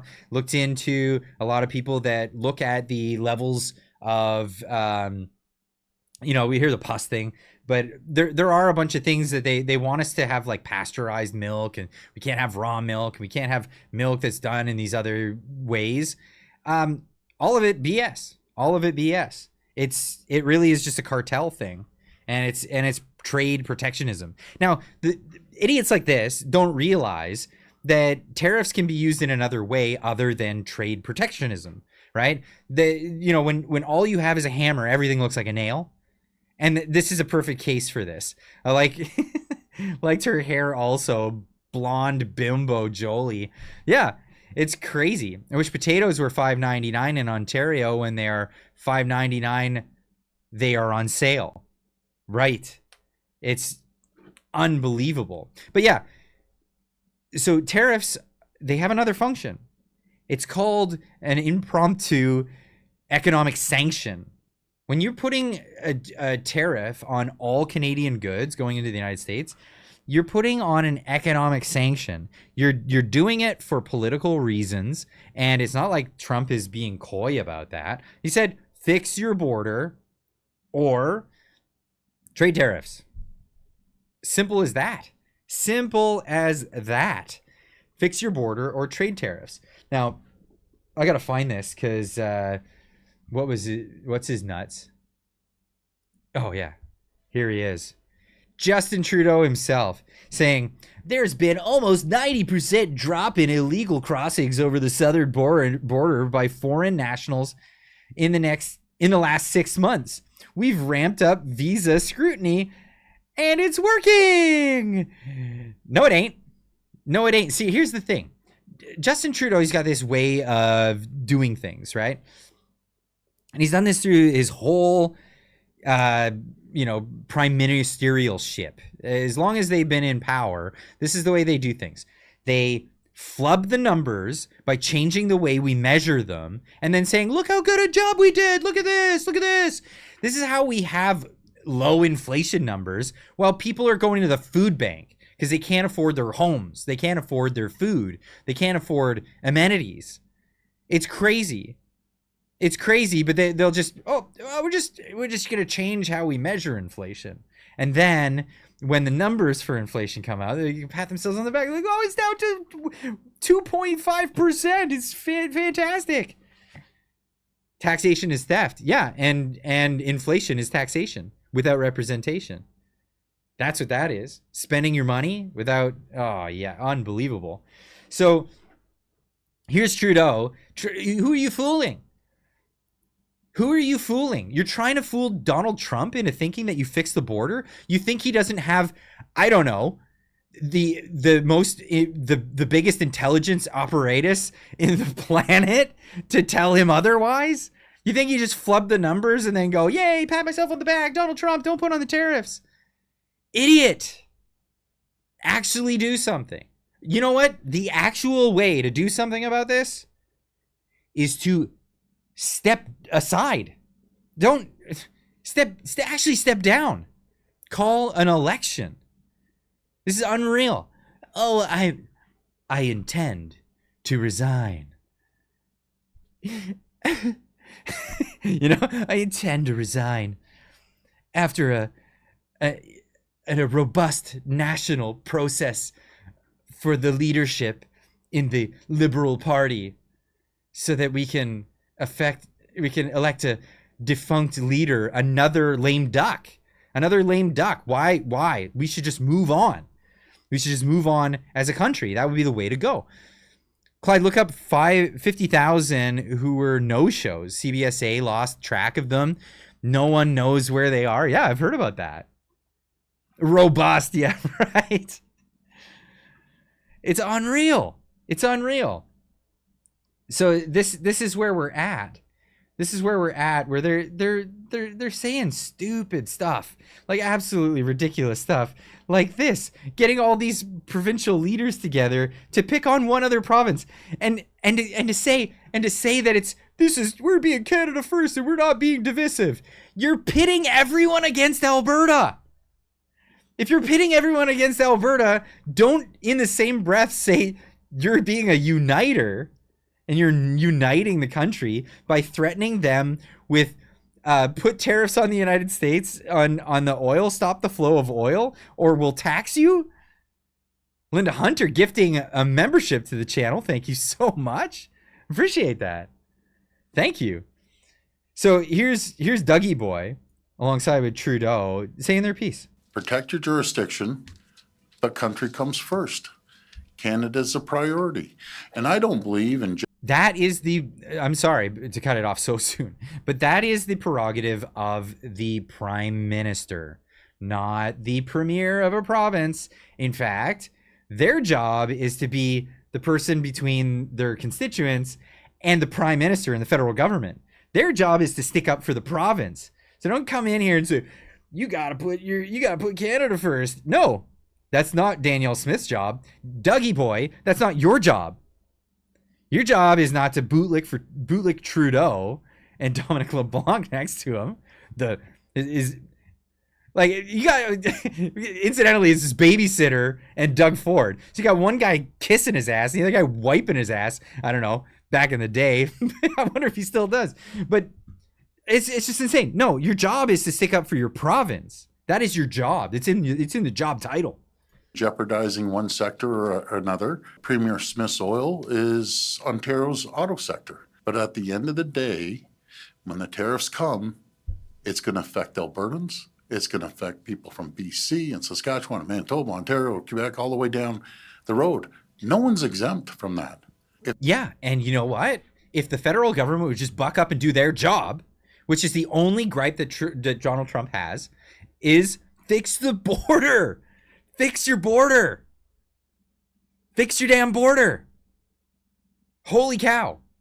That is the job of the federal jurisdiction. It's federal jurisdiction to take care of the border. How is it that a mechanic who puts videos on the internet comes up with a better plan than Justin Trudeau? Unless it's intentional. Roxham Road for the longest time. It's a porous border entry and of course, we don't have people flowing down into the United States. That's not happening en masse. The people that are mass entering the United States are happening on the southern border. There's a mass amount of people going into Canada from that border at Roxham Road. But there are people flowing the other way. And those are the people that get into Canada because they know that our security apparatus is just defunct. And those people are going south on our border. That is the unsavory part that Donald Trump doesn't want happening. There's also people crossing the border, cartel members, people in other organizations that are bringing over bad stuff. This is what needs to stop at the border. But Trudeau could have just done one thing differently at Roxham Road, and would shut down that whole operation immediately. Andrew for $2 says, fix everything, please. But here's the thing. So he could do one thing different. It would cost no more money, and it would fix Roxham Road immediately. Get the RCMP out of there and bring in CBSA. RCMP, when they apprehend somebody that's illegally crossed into the country, they're obligated to detain them, book them, and then release them into the country with a promise to appear in a courtroom at some future date. And then they claim status, and then they're here forever. That's the way it works. Put a CBSA agent at the border, and they have the authority to just say, nope, turn around, walk that way, get out of here. You have no right to enter this country. Done. CBSA, Customs Border Services. It really is that simple. It shouldn't be. It's not rocket science. Unreal. Jevon Jandrew with a $13.99 super chat says, Premier Smith's oil is only an income of around $180 billion, while Ontario's auto industry is about $18 billion. The two are not the same. Only. It's only 180 billion. Yeah, $18 billion is not huge. And that was Donald Trump saying that. He was saying, yeah, you make cars. We don't need your cars. I'd rather make them in Detroit. Now, Canada's auto industry, I mean, you got to admit it. All of the auto industry, like the big three big automakers, they were born out of Detroit. The reason why Windsor and Sarnia and all these other places have an auto industry, it's because of the U.S. auto industry. Be a little more pragmatic, folks. Come on, Dougie boy.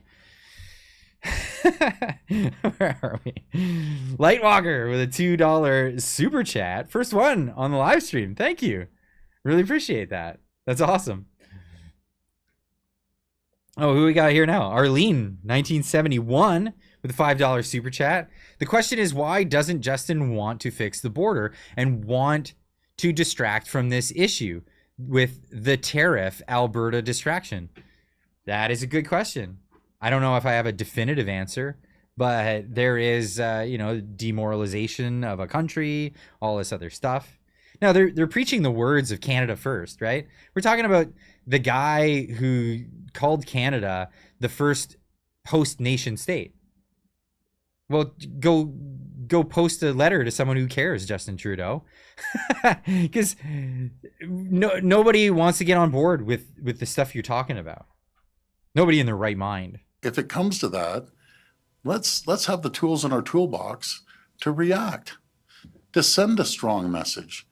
But it's not going to be all of a sudden one province or one territory is exempt on this. When Donald Trump comes at us, he's not going to say, well, let's not worry about Ontario, they're good people, or Alberta. He's coming full tilt at Canadians as a whole. And that's one thing we have to understand. We need to be united. You know, Donald, give us a vote then. Allow us to be more legitimate in our elections. Hey? You just gotta be Canadians about it. Why don't we how about some equal representation? How about that? How about cancel the transfer payments? How about that?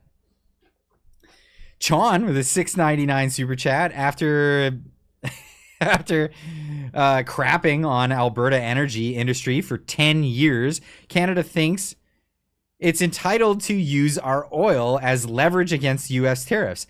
I don't think so. No, I don't think so either. I think that's just absurd.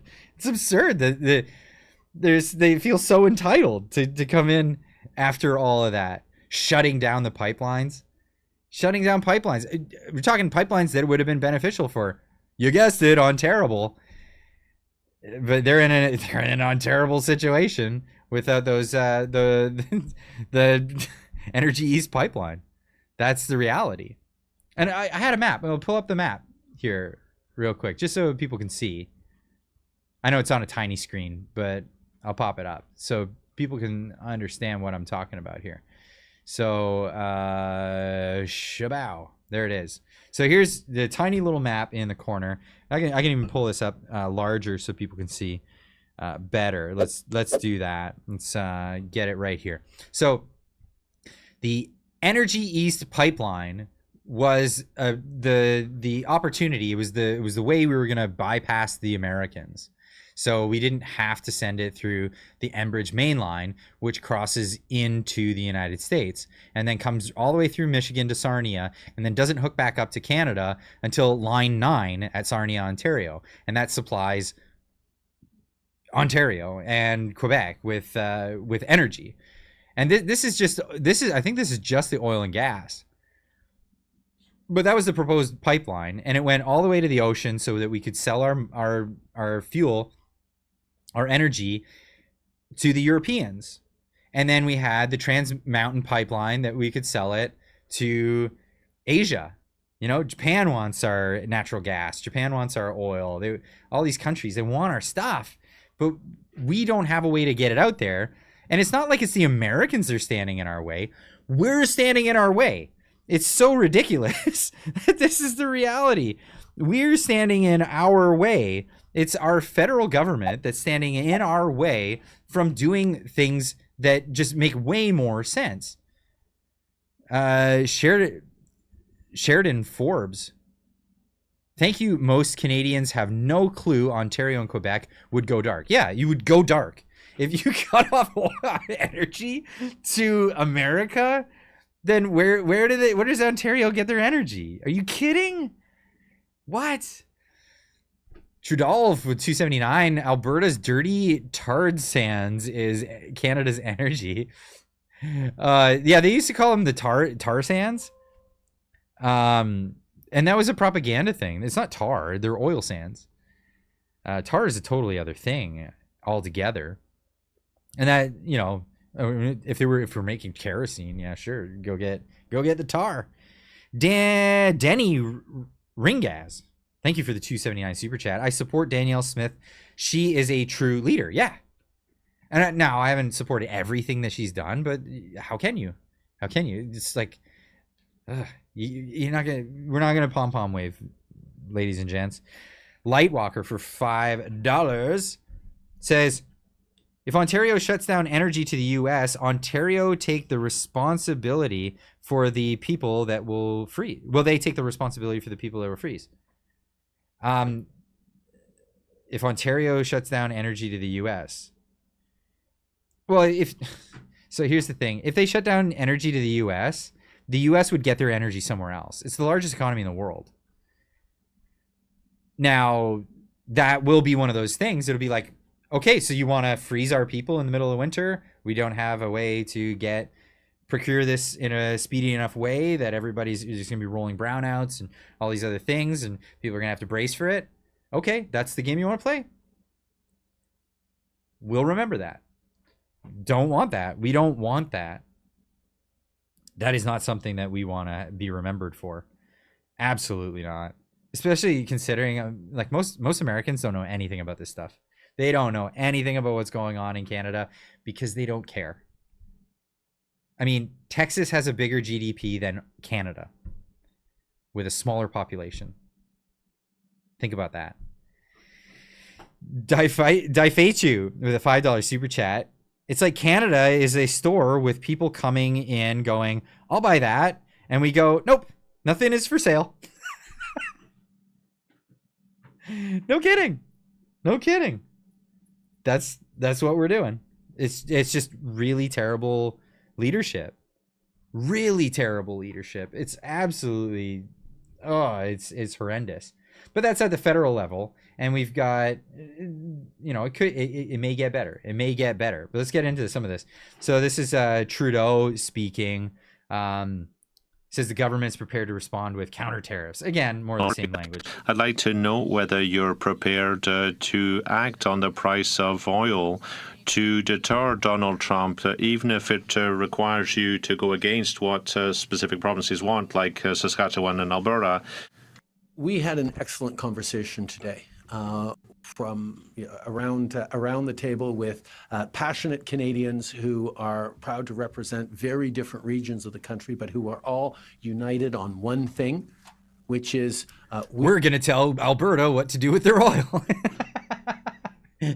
Yeah. We will stand up for Canada. Oh, that's how he Canadians. spins it. We will make sure that we are there to show what this country is made of. At the same time, we've also agreed that no one region of the country should disproportionately bear the burden of standing up for all other Canadians. So don't go after Alberta. Don't disproportionately have them do that. Now, Danielle Smith, before this announcement even was made, before Trudeau went forward with this, this is one of her responses that she gave. There's been plenty of talk about the federal politicians banning Alberta energy exports. So let me address that as clearly as I can. And here's what she had to say.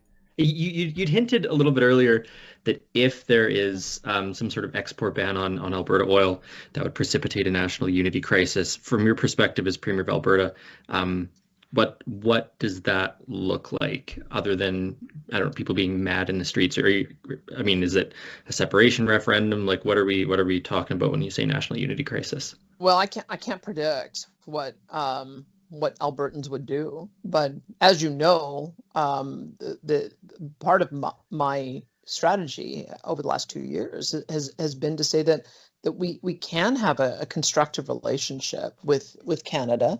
And I would hope that would continue to be the case. Here, it's incumbent on Canada to have a constructive relationship because the abuse has been going in one direction, right?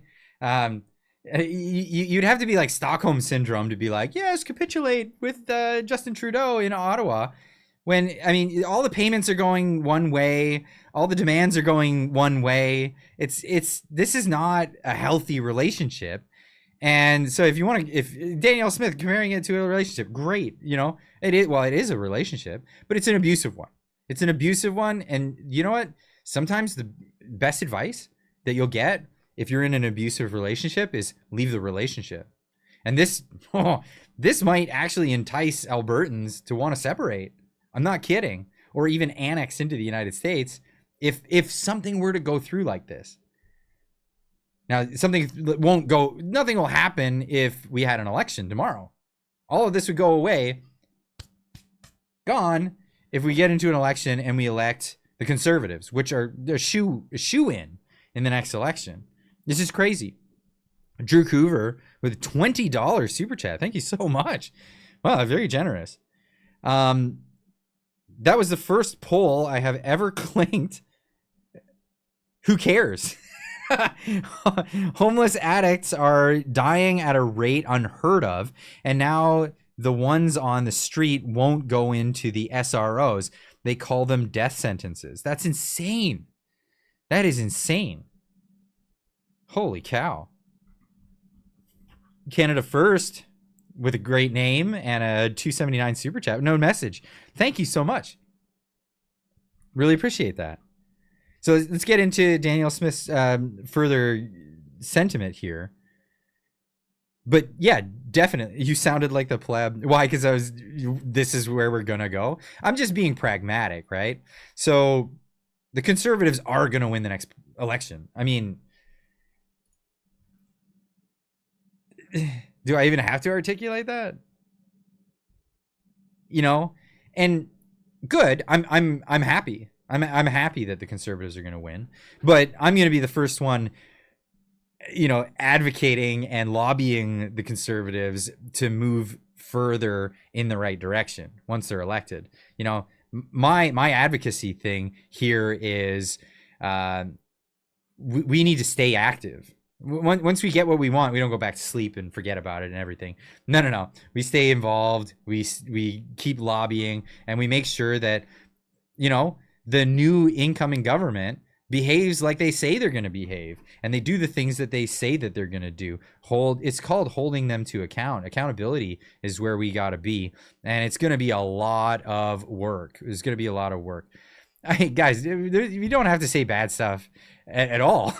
No, I know he's a big fan of the Conservatives, and he likes the pom-pom wave and whatever. That's his thing. That's totally fine. So yeah, it's not one of those situations. It's just, yeah, no, we may have differing opinions. I'm going to be a big lobbyist for the sake of liberty. That's my cause, right? My cause is that, and that's where I'm going with this one.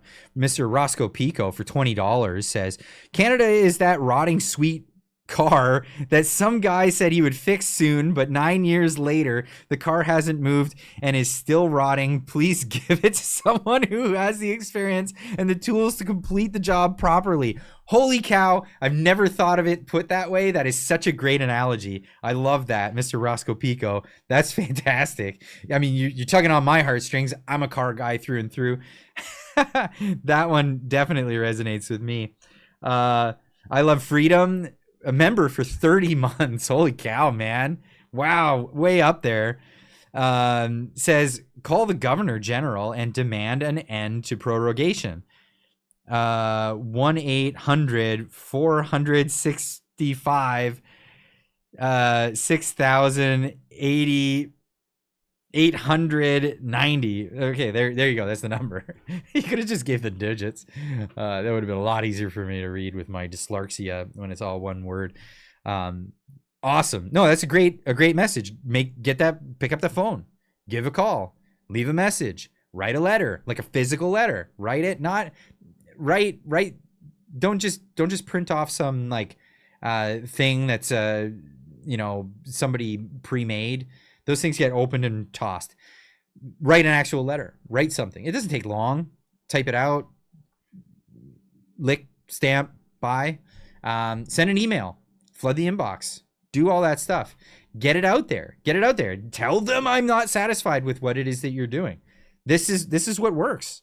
Unbelievably, it actually works that way. So, yeah, you gotta be active, and don't stop when the Conservatives get in. Get on the Conservatives and say, I don't agree with these things. I don't like this. I want you to go this direction. I would like you to remember that bill that you brought up about accountability. Let's copy and paste that and reintroduce it in the House of Commons. Hey, why don't we do that? Those things. Call them on their bluff. When they make a bill that says that accountability, make sure that they didn't do it just when the Liberals are in power because they thought it would be politically expedient, it would embarrass the Liberals. Make them bring the bill back up and pass it. Actually, these are the things. And I'm talking to you, Barrett. I'm gonna be coming for you for that bill. I'm not talking to you. I'm not down talking to you. I'm encouraging you. I'm going to be coming to you. And if you're watching this show at all, I'm gonna be coming to you and say, hey man, Let's get it going. Let's get it. Let's make it happen. I'll be right there. I'll be knocking on your door. And it's good. I like what you were suggesting. So let's make it happen. So these are the things. I don't think Michael Barrett has brought the bill yet. So he brought the bill with the Liberals.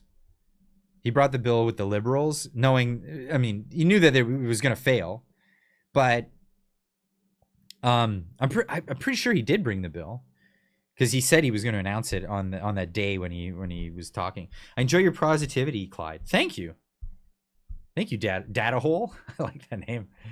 Yeah, you gotta stay positive, and this has been part of my New Year's resolution. Out with the black pill stuff. Like, people in their pits of disparity and all that stuff, desperation. Nah. We're going to counteract that with some serious positivity, but not nonsensical positivity, like real positivity that comes from a place of earnestness and a real drive to actually accomplish things, because we will actually accomplish things. Set it out that that's what you're going to do. Accomplish things. We can do it. We absolutely can do it.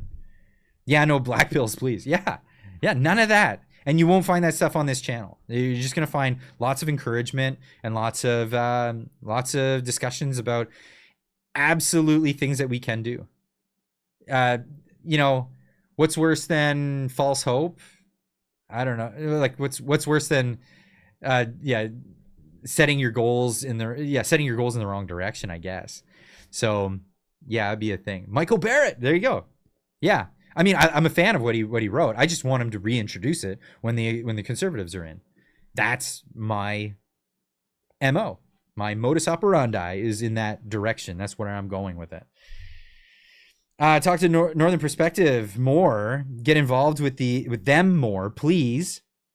They are pure government wonks, and I love them for it. They have the ear of the parliament, and you have the ear of the commo. Like the common man, perhaps. I talk with Northern Perspective. They're great. They're fantastic. You know what? You're reminding me. I was supposed to have beers with Ryan in a private chat, and that didn't happen. I'm gonna take him up on that. Because, we were going to... Sometimes we just talk about stuff that, just talk about stuff. Because he's a really cool person. Him and Tanya are really cool. So I like hanging with them and just discussing stuff. And, sometimes I need to get my facts straight. You know that, right? So them being so knowledgeable about, like, actual protocols and procedures and all that stuff, so very helpful, like so tremendously helpful. Shout out to Northern Perspective. Tanya and Ryan are awesome. Clyde, do something and they like you a lot. Yeah, I like them a lot. They're fantastic. So yeah, the feeling is mutual. Absolutely. Big shout out to them. And they do Northern Perspective is so straight edge. Yeah. Yes. They do a live stream on Sundays, I believe. So yeah, check that out on Sunday. Oh, incidentally, I'll be doing another one tomorrow. If anybody is just hanging around, I'm going to be doing another live stream on this channel. I've got Jeff Sanders coming on. We're going to be talking about fact checkers on things like Facebook and all of that. It was as some of the rules are going to be changing soon. And we're going to go over a bit of the history of fact checkers and what they've done over the years, things like that. Jeff Sanders, an old school journalist. Like, I really respect the way he operates, and he does things from like an old school way of doing journalism. So I'm gonna have him on the show tomorrow. So come in and join us in that conversation. I think it'll be a lot of fun. It'll be great. And then I think what we'll do is we'll do like a conversation piece. Kind of like what I did last week with, I usually do with Marty. Last week I did with Yukon Strong. And then this week I'll be doing it with Jeff Sanders. So what time tomorrow? Usual time. So 6:30 Pacific or 9:30 Eastern, whichever is more convenient for you. Because of course, if you want to fly to another region of the country to catch it at a different time, you can. What am I talking about? I'm rambling so hard. Let's get back to this Danielle Smith thing. I'm trying to segue to this, and I was like, I was somewhere else in my mind there for a second. Clyde, at what time? Yeah, it'll be 6:30 Pacific, which is 9:30 Eastern. Focus, Clyde. I caught myself on that one. That was funny. No rebate, just pay for it and put $150 in my truck per fill. Never mind my sick nat gas bill. Ugh. Yeah, right? Okay, I'm going to get back to let's do this. Here's the thing I find irritating about Eastern politicians making that argument.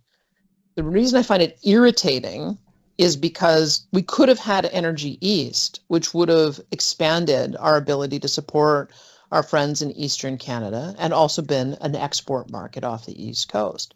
We could have had Northern Gateway, which would have expanded and supported export markets in a more substantial way off the West Coast. And Eastern politicians advocated against those things. And so we went to work on expanding our access to the United States with additional egress, with twinning, with looping. We did that because the rest of the country wasn't interested in having that conversation. So to now make the argument that that's a point of leverage is going to be very, very irritating, not only to me, but also to my fellow Albertans. If they want to start the conversation by saying, gosh, maybe we should have had Energy East and Northern Gateway, let's restart that so that we're not so dependent on one customer, I am more than happy to have that conversation. And I hope that's where the conversation goes. But having been so hostile to Alberta's interests and having canceled so many important projects that would have allowed us to have a diversified customer base, it's outrageous to me that they would even propose it. Yes, it is outrageous that they would even propose this. Utaka putting in the chat, let's build it, had a question that was a good question. So I scrolled up the chat and I found it. I also saw Shelly saying beer, not beers. Come on, it's beers. It's beers. How many beers did you have tonight? You don't say how many drink did you have tonight. You don't say how many pop did you have tonight. It's how many beers. Come on. What? We even had the poll last week, and it came out on top for beers. This is a great debate. This is a great Canadian debate. Is it beer or beers? The plural for beer is beers. I'm going to say beer just to mess with you. Oh man, especially on the 25th when we meet up in Squamish. Everybody meets up for this big meetup that we have with Marty. If you're just tuning in, we're doing this on the 29th. It's going to be great. One of the mods, please put the details in there. Andrew with his $5 super chat says, Moose on the loose, Northern Perspective, Clyde do something, Danielle Smith, Pierre Poilievre. All great people. Fantastic. I'm going to get to this question, and thank you so much, Andrew, for that. I'm going to get to this question because it's a good one. Let's build it. Put in the chat. Says, give me a realistic situation where you sincerely think Albertans and Canadians would choose to join the U.S. What is the most realistic scenario? So the realistic scenario that comes to mind is that of the one that Jason Levine brought up earlier in the one tweet. I'm gonna get this off the. I'm gonna change here because this is gonna be the next clip we're gonna look at. So here's the scenario. So Justin Trudeau doesn't step down until a new leader comes into play. Guy like Mark Carney comes in, and Jagmeet Singh says, oh, well, I didn't want to support Justin Trudeau, but I'll support this Carney guy. And he forms a coalition with Carney. And then they say, well, it's it's an emergency. We need to, renege on having an election and blah, blah, blah. And basically say the conservatives, if they get in, they're not going to go the way we want. We don't like democracy anyway. So we're going to hold on to power. And it becomes very detrimental to the Albertans. Donald Trump comes in. He says, how about this, Alberta? Anyone in Alberta can trade their money right now. It's going to be like a one-time only, at par parity, buy American dollars if you're an Alberta resident as of this date, not any date past this date, and you can annex into the United States and transfer all your money into American funds. Tickety boo, there'll be a bunch of stuff to get away from this scenario that could be for like another 20 months. That's an offer that could come onto the table that a lot of Albertans might look at and go, wow, what do you know? That sounds pretty good. I'm not saying that that's a thing that's going to happen. I don't know. It sounds kind of unlikely, to be honest. But I mean, that is a scenario that I think people would go get on board with it. I think they would get on board with it. I think that could be a thing. So I hope that's a good answer. It's still an unlikely thing. It's still an unlikely thing in my estimate. Trudeau of tampon, that name, 699. Alberta was annexed by the East. I see no reason to pay income tax. I was nada?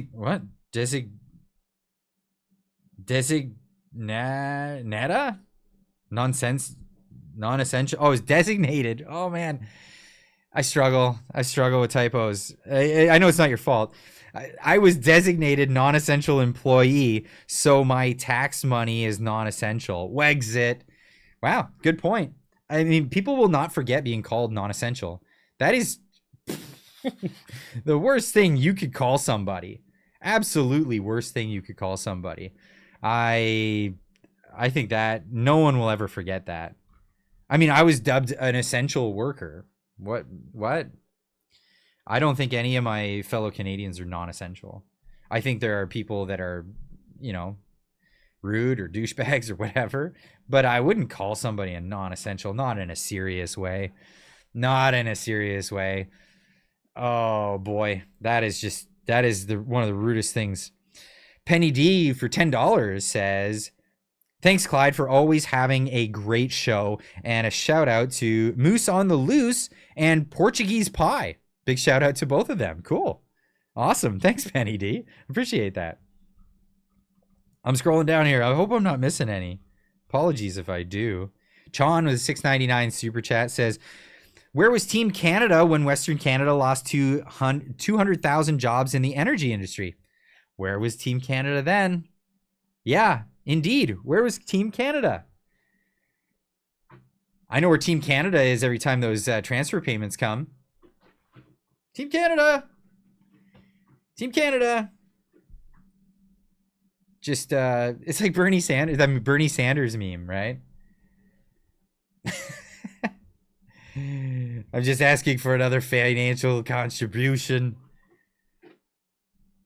Angela Cordoso with a $5 super chat says, I agree with you, Clyde. I definitely think sellout Singh will vote with Carnage. That is very unfortunate. That's looking to be the case. But there is hope. When it all comes through. What's this?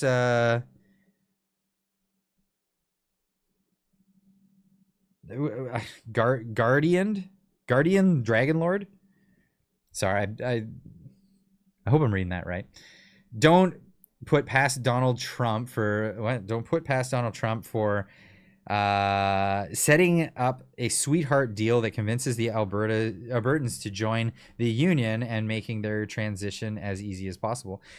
Yeah, no, I would. I think if he did offer a deal, it would be a sweet deal. It would not be a bad deal at all. Why would he give a bad deal? In fact, because I discussed this before, if Alberta, so if Canada were to join the 51st, be a 51st state, Americans don't want that. They don't want another liberal voting bloc. They don't want another California to be able to vote in their elections. But if Alberta were to join alone, then yeah, Americans would be happy with that one. Because that would be a giant Republican voting bloc that would be very beneficial to the future of America. So think about that one. I don't think America wants Quebec.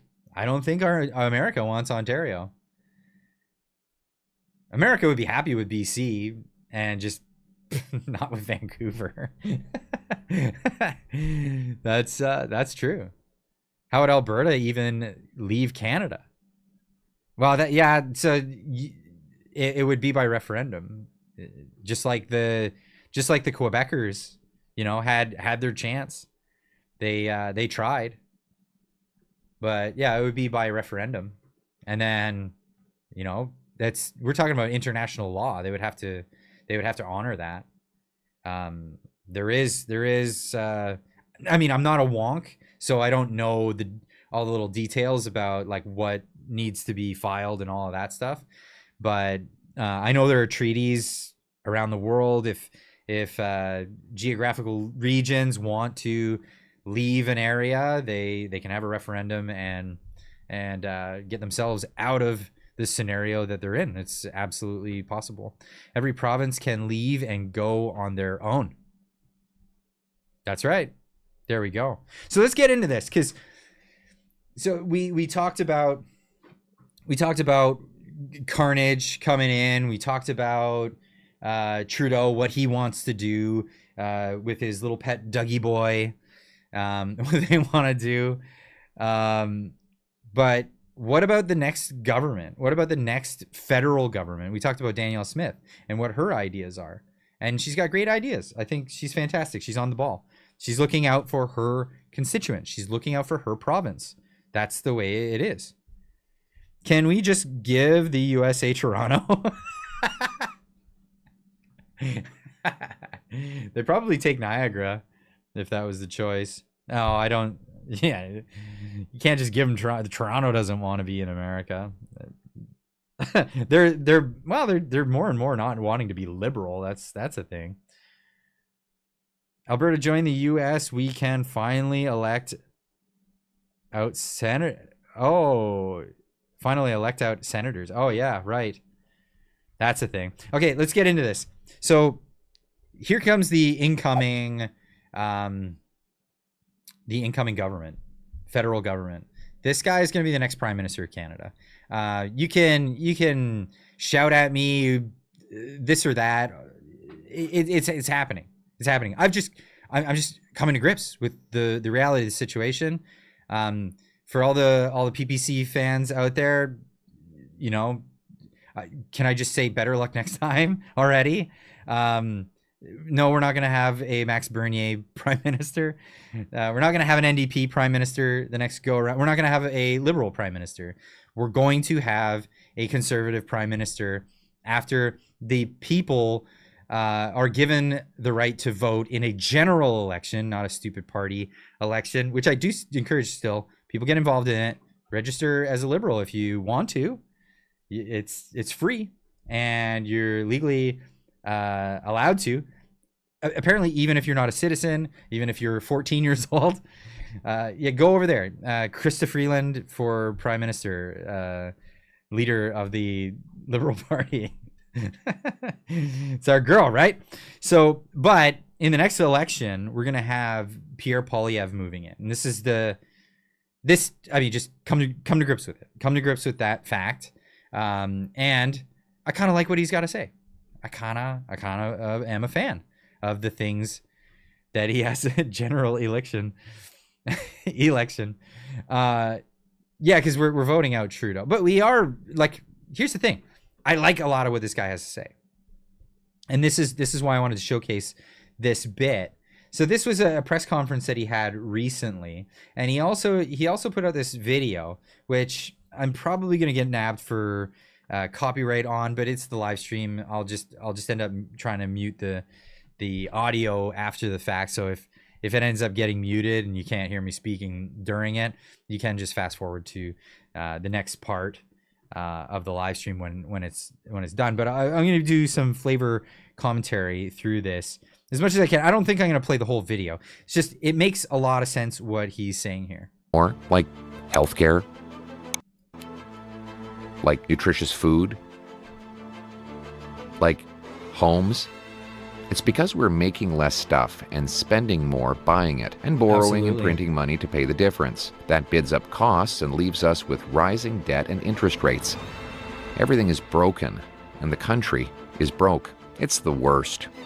No, really, it's the worst. It is. Under Trudeau, Canada has had the worst growth in income per person, or GDP per capita, of any prime minister since the 1930s. Yep. Canada's housing inflation has been the worst in the G7 since he took office and doubled rent and mortgage costs. The OECD has calculated Canada's economic growth will be the worst. And you don't even have to just take his word for it. Here's Better Dwelling saying in a recent article, Canada to face second largest recession ever if it enters a trade war with the United States. This is according to the Bank of Canada. Canadians may be facing the largest non-pandemic recession ever in just a few short weeks. What's the focus? That's the focus of the new report from National Bank of Canada, which examines the National Bank of Canada, as opposed to the Bank of Canada, which examines the Bank of Canada modeling of similar tail risk back in 2019 that the spat would deliver a blow to both countries, but Canada would take the brunt of it. It's absolutely obvious on that front. But you know, the Bank of Canada, we can't just inflate our way out of this. We've already inflated crazy too much. If we inflate any more, the dollar will be worthless. That's the reality. It'll be absolutely worthless. So, yeah. Anyway, let's get back into this. Nearly 40 advanced countries this decade, and, you guessed it, the worst for the next 3 decades. Meaning if you are a young person today, your wages and living standards will fall further and further behind youth in other advanced countries. Canada has had the worst growth in real income per person in the G7 since 2015, down 2%, while our closest neighbor is up 8%. It wasn't like this before. Look back. Our GDP per person used to grow at almost exactly the same rate as... Apologies. I had it set on top chat. It's just the default. I forgot to set it to all chat. There's the all chat. My bad, folks. That's the thing. Incidentally, I'm going to end this poll because that's just, it's hilarious. But it's taking up a portion of the chat. So let's end the poll. See who won. Who will win the leadership race? Who cares? With 64% of the vote. Congratulations, folks. 1,000 people voted on that one. Only 13% of the people thinking Twitchy McFreeland might get it. 21% saying Mark Carnage might get it. But who cares? With a concise win on that one. Jennifer O'Connell, yeah, she ain't getting it. I don't think she's. I think she's dropped out of that. But yeah, who cares? Who cares for the LPC leader, right? That's what we should do. Here, let me screen grab that so I can post it on Twitter later because that's hilarious. That is just way too funny. I'm saving that. Boo. Who cares for the win? Oh, that cracks me up. Anyway, sorry. I've got it on all chat now. I didn't realize I had it on. I don't know the difference. I don't know what the difference is. But I do see your chats regardless. But there we go. Anyway, let's get back to this. He's talking about the real GDP per capita, as opposed to GDP per capita, which if you have a huge influx of immigrants, you can game the system, and it makes it look like you have a higher GDP than you actually do. GDP per capita is a better measure because you're looking at GDP. This is the productivity of each individual person in the economy, as opposed to just flooding in a bunch of people and then having and not even measuring that second number. That's where we go. As the U.S. And then this. What happened? Yeah. He happened. He Even happened. liberal economists like Trevor Tombe are noticing. Quote, Ontario, for example, has a per-person level of economic output that is similar to Alabama. The Maritimes are below Mississippi, and Quebec and Manitoba lag behind West Virginia. Only Alberta exceeds the U.S. average of $76,000. No wonder Alberta has cut taxes and red tape and embraced free enterprise. In fact, the economy of one U.S. state, Texas, is now bigger than the economies of all Canada's provinces and territories combined. Yeah. That's right. With 10 million fewer people, Texas has a bigger economy than all of Canada. Incidentally, Canadian companies have been leaving us for the Lone Star State. It's not because we're not working as hard.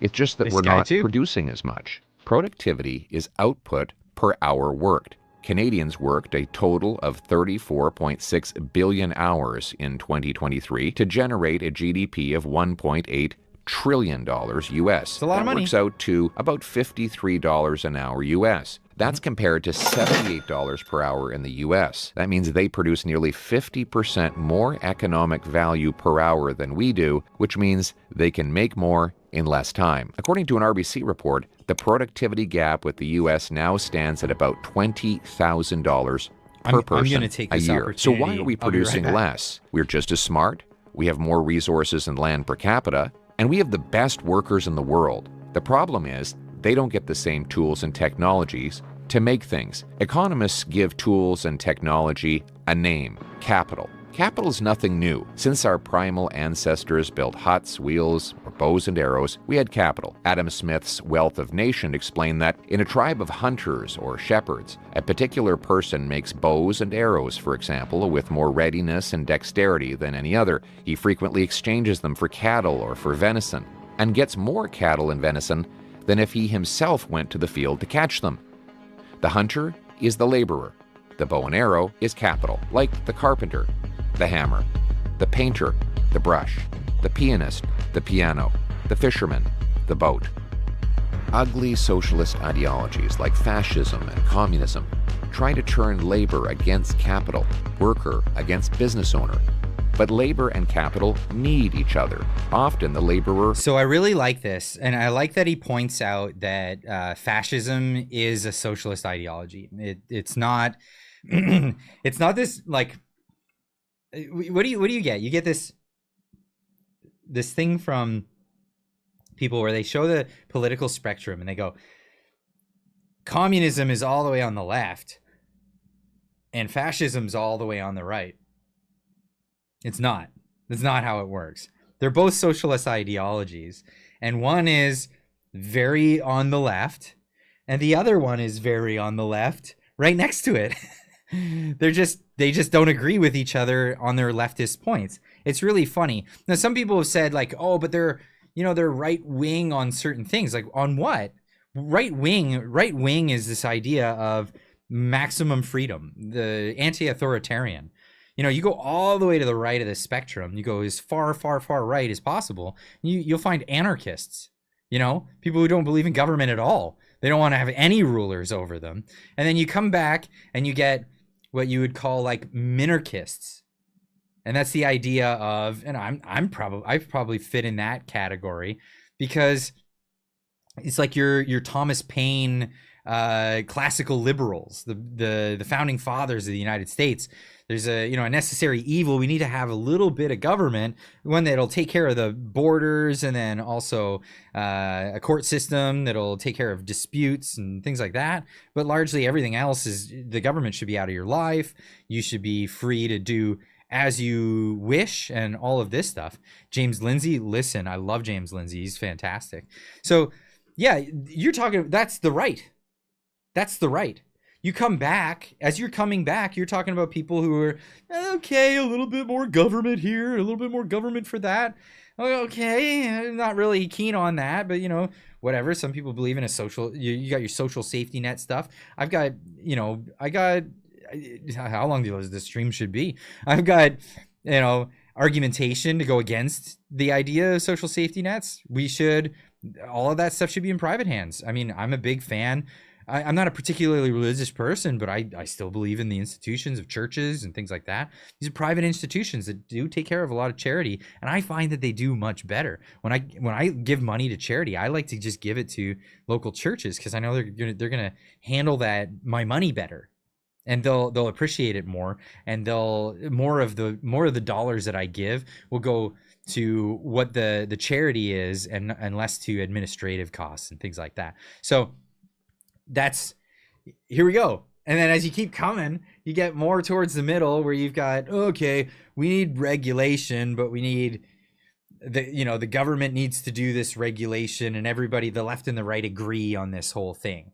Now, I tend not to agree because of the old adage that when you have a regulated market, the first thing to be bought and sold is the regulator.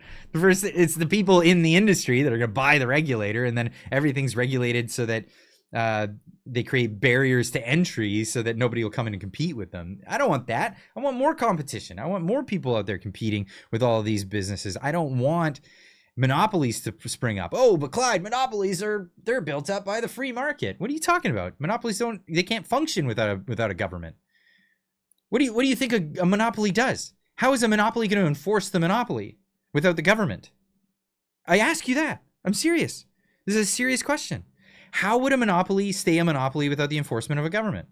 They set a bunch of rules by lobbying the government to set the barrier of entry higher in that marketplace, and then they get a grip on the market share because nobody else can enter the market. And anybody that does enter the market, they face lawsuits, they face all these things. Who enforces those lawsuits? Who enforces all that stuff? Government. That's right. How does a cartel work without the government? You got a bunch of industry leaders that get together and they're like, hey, we want to fix the price of this thing. We want to cheat the customer out of that thing. We'll make a killing. We'll do great. Why don't we get together? The second they walk away from the negotiation table, they see the other guys are doing good. They're doing good. And then like, I'm just going to undercut them a little bit. Now we're back into competition. So they assemble again. They're like, listen, we need a mediator in this deal. If we're going to fix prices, we need a mediator. We need somebody to come in and make sure that we all stay on board. So what do they do? Hey, government, would you come in and make a commission so that our cartel will stay truthful to the tenets of our cartel agreement? Yeah, that's right. The government puts cartels in the thing. So yeah, I don't know. I tend to fit more on the freedom side and less of the we need to have a lot of that. Then if you go, the more left you go, you keep going left, keep going. Oh, we just got to take care of the downtrodden people. Okay, give away our a little bit of freedom for security. Oh, okay, just gonna give a little bit more of my liberty away for a little bit more security. Oh, I need the government to run a Ponzi scheme to make sure that people can retire and be okay. Yeah, don't worry about the family because we're going to destroy the family. We're not going to have families take care of each other anymore. We're going to destroy that, get that Ponzi scheme. Everyone's going to love it. You keep going. Where do you end up? You end up with fascism. You end up with communism. You end up with the socialism, whatever flavor you like. I mean, what kind of sprinkles do you like on your socialism? You know, like these are all the same thing. And I love that Pierre Poilievre is pointing this out. He's pointing this out absolutely. So I won't expect Pierre Poilievre to be as far, classical liberal or libertarian as I am, but I think he's going in the right direction. I think he's absolutely going in the right direction, and that's how we should. What is this? Let's build it. Stop spamming. Oh, somebody's spamming. Ooh, can't have that. I've got moderators, so don't spam. You get spanked, but. Yes, I think he's going in the right direction. I like that. I absolutely like that. And there's no purity test. There's no purity test on my part. For years, nobody's been talking about the ideas that I talk about. I was raised Christian. Let's build it. Absolutely. I mean, I'm not a practicing religious person, but I listen to the teachings of. Oh, that message got deleted. Oh no. Yeah. Okay, I don't need to go into that now. We're talking about economics, but where was I? There's no purity test when it comes to this stuff, and you see a lot of this purity test. Oh, is he 100% on my ideas? Listen, I've been paying attention to this stuff for a long time.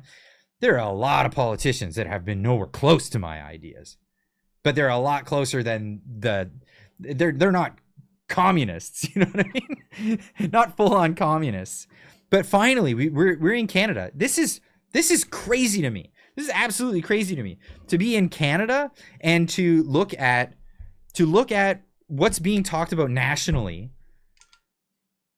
And this is mainstream politics we're talking about. Mainstream politics. We're not in some circle of, ideological members or some academic, group discussing philosophical ideas. We're talking about mainstream politics, and it's come this far where we're talking about a guy who's got Thomas Paine on his bookshelf. He's got 1984 on his bookshelf. I think he had F.A. Hayek on his bookshelf. Like, this guy is well versed in a lot of this stuff, and I'm sorry, but when he starts talking about economics, I get excited. Call me a dork. Call me a loser. Whatever you want to call me. Hoser. I get excited. John with $6.99 super chat. Are you concerned the election will become about East versus West? The NDP Liberals are going to try to divide the country because their only hope is Toronto. Well, they're losing their big gray hope. Big gray Toronto. No, they're losing it. They always had Toronto as their big hope, and when that by-election happened over the summer, and they lost to the Conservatives, that was huge. That was a huge hit. That was a massive strike against the Liberals, and yeah, they're worried, and yeah, they're gonna try to do this divide and conquer stuff. Whatever. That's what's gonna happen. That's what's gonna happen. Let's build it. What's going on? Why are you getting timed out, my man? Play nice. We have a proud socialist in our government. Yeah, Stephen Guilbeault. He came out and he said it. He absolutely said it. What was a recent post that he had? I'm gonna pop this up because this is just outrageous. It's hilarious. I mean, it's funny. You got to have a sense of humor in this stuff, because otherwise you'll just drive yourself nuts. Absolutely nuts. I had to pop this up because, like, really? You're Stephen Guilbeault with a giant check. Oh, we're giving out money. We're giving out free money. Everybody, come check it out with my giant check. I wrote Stephen Guilbeault is now Canada's Ed McMahon, except instead of winning money you never had, you're getting a little bit back of what they took from you. On a big check, on a big check. It's like, why do you print a giant check for, like, what? It's a blank check, this one. I thought we're going paperless, environmentalist man. Oh, that's too funny. I thought we were going paperless to save the environment. Oh, you don't care about the environment. It's just what's the old expression? I think it's why doesn't climate change happen in China? Because they already have a communist government. Oh, that check costs tax dollars to make. That's right. It's just insane. It's insane. So anyway, I was talking about Pierre Poilievre and this film that they made, and I like where he's going with it. I like that he's teaching people about some serious things in economics, and people don't care much about economics until economic downturns happen. Then they're like, what happened? And how have I not been in control of this? Why is it that I didn't know what was going on? Well, I mean, people just don't care about economics a lot. I think it's a fascinating subject. I really enjoy reading about it. It was fantastic. Human Action is a book. and I loved it. Like I cherished reading that. The Theory of Money and Credit, the reading Murray Rothbard's works, reading Jeffrey Tucker, fantastic author. Anyway, I could talk about the books that I love, but it's a fantastic subject, but a lot of people aren't really interested in it until it becomes too late, and then it's a big problem. And of course, Pierre Poilievre, being a guy, I mean, I'm not trying to toot my own horn, just with interests similar to mine, who has had these interests, has been talking about economics for a very long time. He's been bringing it up in the House of Parliament, House of Commons. He's been bringing it up in committees, all of this stuff. And that's it. Yard Prep. We don't even have an anthem to unify behind. Justin Trudeau and neo-libs took that from us too, for the sake of social morality and social equity to appease the few. Yeah, you can sing it to its original words, all thy sons command. I don't know how to not sing it that way, you know? And I'm not going to change the way it's sung. No way. Clyde makes economics interesting. I love that. I love that. You know who made economics interesting for me? Milton Friedman was fantastic, but by far the most fun person to listen lecture was Dr. Walter Block. And I've had the tremendous opportunity of having him on the show. You check it out on the channel. Just search in Walter Block. Great conversation talking about economics 101. Why free market economics is better than, you know, other ideas. Why Austrian economics is better. And by the way, it's only Austrian economics because Ludwig von Mises came out with the first treatise was from Austria. That's it. It's not like the government of Austria or anything like that. I know it is next Saturday. Name of pub, please. The pub is called the Shady Tree. It's in Squamish, so go check that out. It's gonna be a bop. It's gonna be a lot of fun. YouTube often censors people. Yeah, that does happen. So, unfortunately, I don't know what the keywords change all the time. These are just things that YouTube does. Anyway, getting back to Pierre Poilievre. So I'm not going to show any more of this one. You guys can go check it out on your own time. I'll leave a link right here in the chat. So go check that out. Great video. It's on Pierre Poilievre's channel. You should be over there and subscribe to his channel. He puts out good stuff. He puts out good stuff.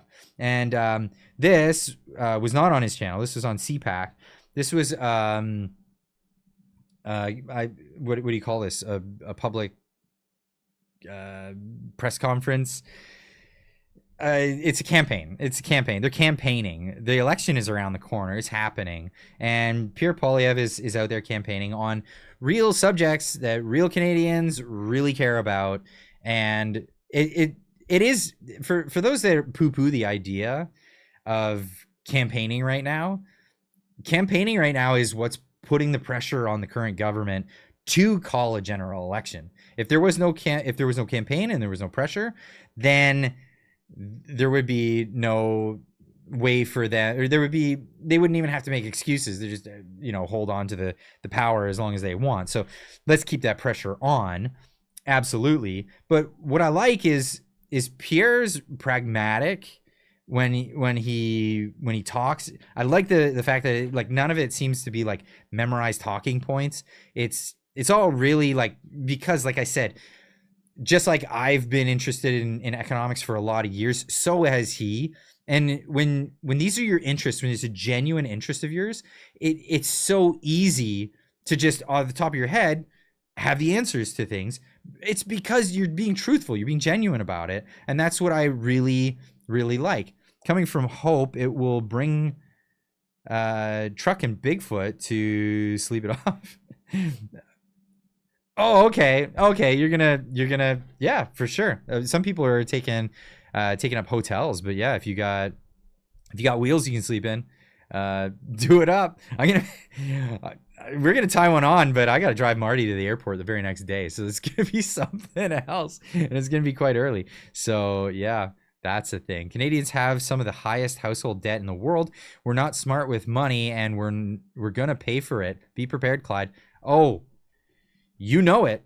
You absolutely know it. I mean, I've gone over the theory of money and credit and why interest rates should be much higher. It's a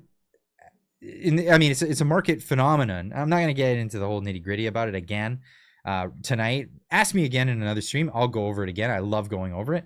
But as a function of market rates for interest, if actual market interest rates, which would be way up right now based on the fundamentals of the supply and demand curve with the time preference that Mises lays out beautifully, interest rates should be much higher, much higher. And in a much higher interest rate environment, people are encouraged to save. That's what happens. You make money by saving. You put money in the bank, and that money earns you interest. That's a great function of interest rates being high.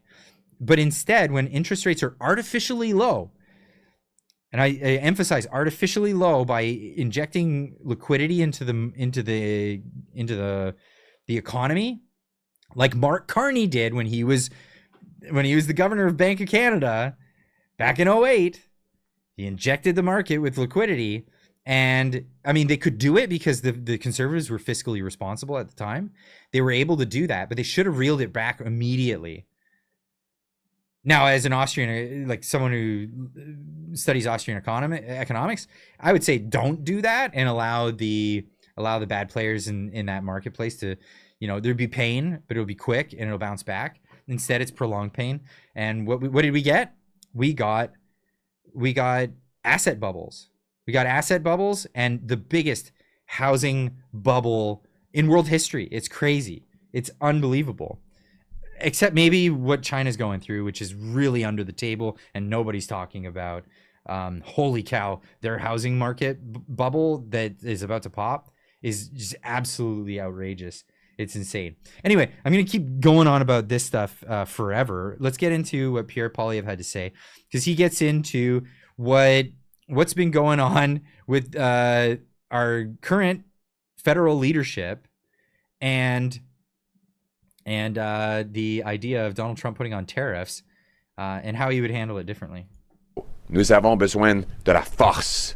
Nous avons besoin de l'unité. L'unité. Let's get past the French part. Et le bloc au Canada. On va unir. Oh, come on. I want to thank the incredible. Merci beaucoup. And now in English. Merci beaucoup. Thank you very much, everyone. I want to thank the incredible workers who build these beautiful homes. They are the backbone of our country. And it would be nice if the people who built our homes could afford to live in those homes again, like they could before the 9 years of the Carney, Freeland, Trudeau Liberal government. I want to thank the great Jesse Sahota, who is a police officer that has been keeping our community safe, a wrestling coach who is a great mentor to the youth, and a master in jiu-jitsu and other martial arts. But I assure you, he is a gentle giant. So thank you very much, Jesse, for being the future member of parliament for Delta. I need to know what that means. À la force. You ever wonder why we can't have nice things in Canada anymore? Wonder why we can't have nice things. Like healthcare? Oh. Or affordable. Remember that thing we used to brag about? Oh, we got socialized healthcare. It's so cheap and great and everybody gets it. Oh, yeah. I don't have the clip right now. Oh, I wish I had that clip. There's a clip going around on social media right now of like this huge long line of people waiting for a chance to possibly get a family doctor. They're waiting for hours to get in line to do this thing. I don't know. No, I don't have that clip. I'll have to find it later. Oh, my bad. I should have queued that one up. But yeah, huge long line. Can't get a family doctor in this country. And what do? They do things like, we need more funding. We need more funding for these government projects. Let's increase the capital gains tax. You know, after all the regulations that they put on doctors, capital gains was like one of the only ways doctors were even making a profit. And a modest profit just to live in Canada, just to be cold. You know, like, and this is the thing. You go through years and years of medical school. You go through an internship. You work for free for forever. You pay all these loans, and then they tell you got to work for like nothing. At that point, where's your loyalty? Where's your loyalty? Your loyalty will be with the country that says, "Nah, we'll take you on. Make your practice. We'll make it very reasonable for you. We'll make it, you know, great for you to do what you do and do what you love." Unbelievable. Chasing doctors out of the country. Just chasing doctors out of the country. Chasing investment out of the country. It's unreal. Food or homes, the stuff we used to take for granted as Canadians. Absolutely we did. You ever wonder why that is? After 9 years of Trudeau, Freeland, my doctor quit, and Carney being in power. You know, in 2020, Carney started advising Trudeau on economics, right when Freeland became the finance minister. And let's not forget that Carney was, again, ventriloquist, insert Trudeau. Trudeau's here. There's Carney. Carney's hand up there, working the meat flaps, and that's not kidding. Sounds grotesque, but that's what it is. He's done with the dummy, and he's coming for the front stage, front and center. Put that spotlight on me. And the result of this pact? Well, Canada's per capita GDP, income per person, has dropped more than any other country in that time period. Since 2020, our GDP per capita has dropped more than any other G7 country. Yes. That means lower wages and less purchasing power. We've seen $500 billion of Canadian investment pour into the United States to build pipelines, mines, factories, homes, and other infrastructure, creating American jobs with Canadian investment dollars. Yeah, they would have stayed here. What does this mean? It all would have stayed here. I mean, Canadians are quite patriotic. Canadians care about their country, you know, and they want to turn a profit in their own country. They absolutely want to do that. They don't want to go far. They want to work within their communities. But they still need to work. If you shut down their ability to work, like, people don't just go, "Oh, well, I guess I'm just gonna not eat today." You know, like, no, that's not how it works. People are still driven. They're still motivated. They're still going to do stuff, but they got to take it where it's going to go. So they cross the border, especially when they got skills. And America's like, "Oh, you got skills? Come on in." You know, it's crazy.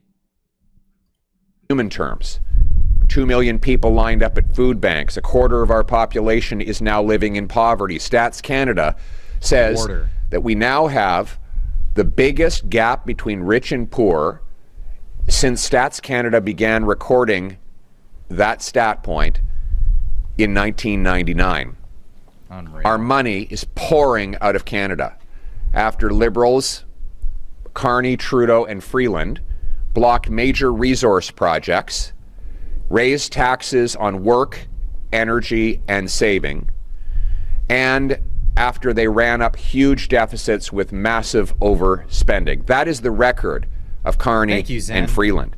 Now they have a carbon tax that's 17 cents a liter. Carbon tax Carney has said the tax is not high enough. Yes, he has and that said it is that. Rising too slowly for him. He's also said if it's replaced, he said this recently, if it's replaced, if it's removed, it's got to be replaced with something better. What does he mean by better? He means more costly to the taxpayer, more costly to the individual, and driving our ability to consume energy way down. It really is. It really is detrimental to Canada. Now you'd ask, oh, well, why is he so keen to exploit energy in other places of the world and make it so Canada can't? Well, it's because there is an agenda. There's an agenda to de-industrialize Canada. China wants to move in. China wants to move in and buy up all the stuff. Once we're completely destroyed, China could come in and build all their plants, and then they buy their regulators, and then they build all the stuff and they ship it all off to China. China doesn't have resources. You got to understand this. China's got a big long plan where they want resources because they don't have any. All their only resources is cheap labor, and with when they get a middle class, well, there goes cheap labor. You know what I mean? It's crazy. Companies are already outsourcing Chinese labor. They're going away from Chinese labor. They're going to other places, Bangladesh, other countries that are cheaper than them, and that's really, really hurting China. Believe me. So yeah, this is long game warfare that's going on. We need to get rid of these people. They don't have our interests at heart. Oh, I mean, like, if you had a choice between China taking over Canada and America taking over Canada, what would your choice be? Like, is that even a question? It's unbelievable. Wants it to rise even more. Chrystia Freeland has passed into law an increase to 61 cents a liter over the next 5 years. A good trading partner. These lying liberals will deny that right before the election to try and trick Canadians into letting them back in to raise taxes all over again. That's right. And then there's the jobs tax. In the budget of last year, Chrystia Freeland announced a capital gains tax hike. Now 66% of investment gains will be taxed under the Carney, Trudeau, Freeland Liberals. This is what I love about Pierre and the way he talks and the way he does his speeches. He'll deliver, this is what's going to happen. This is what they're doing. And this is the consequence that will occur. And it's one of these, like, mark my words, this is what's going to happen. And it's great because usually it's people who understand economics that know, well, when you create an incentive, and you understand that economics is really just a measure. And this is why I won't get too far into it, but this is why Ludwig von Mises' treatise on economics was called Human Action, because it's a beautiful way of looking at economics, a beautiful way of looking at just incentive structures as a whole. It's the idea in the science behind it is called praxeology. And praxeology is just praxis being action, ology, the logic of action, right? So the logic of action would be if this incentive was brought into a scenario, how do you think people would react? How do you think people would react? And this is where the really simple, beautiful, logical stuff comes from, and how economists can predict long term out to whatever. And this is where it's like, okay, well, it's hard. We can't predict like a moment in time that this is going to occur, but you can predict out that, if you create this incentive structure, all of these other things could happen. And not only that, some other things that maybe you wouldn't even predict. You wouldn't even possibly have predicted, because you're talking about millions of people doing transactions with millions of other people every day, multiple times a day, in many, many aspects of life. It's absolutely beautiful when you see it in this way. And it's great. I like the way he explains it because he gives you the rundown. Chon with a $6.99 super chat says, Carney is godfather to Freeland's kids. You're right. It's true and scary how they're all in it together. Sick. Yes. It's we have a nepotistic government. It's a nepotocracy. That's what we got. You've heard of it's a kleptocracy. You've heard of it's the technocracy. Yeah, it's a nepotocracy. That's what we've got. It's gross. disgusting. But yeah, here's Pierre explaining this. I'll rewind just a couple of seconds so you can get the gist of it again. 1 cent a liter over the next 5 years. These lying Liberals will deny that right before the election to try and trick Canadians into letting them back in to raise taxes all over again. And then there's the jobs tax. In the budget of last year, Chrystia Freeland announced a capital gains tax hike.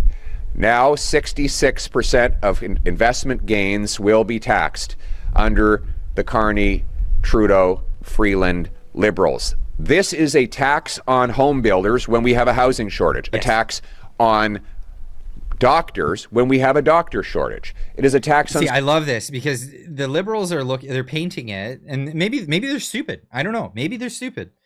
And they're not trying to destroy the economy, but they're trying to reach in their basket of things that they can do.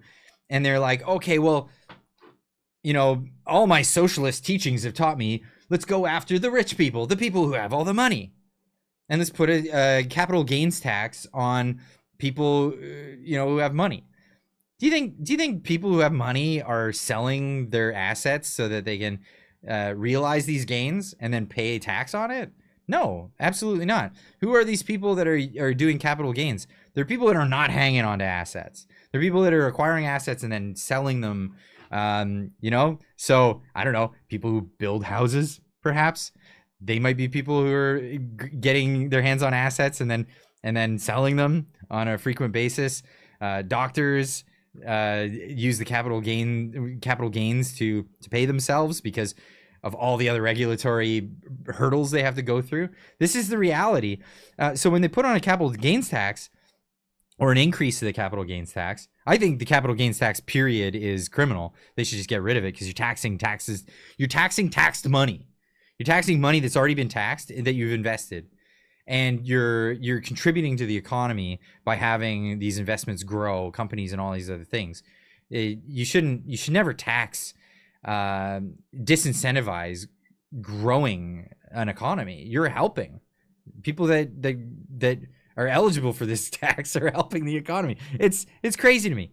But yeah, here he is. He's showing the negative externalities of doing this to the Canadian economy.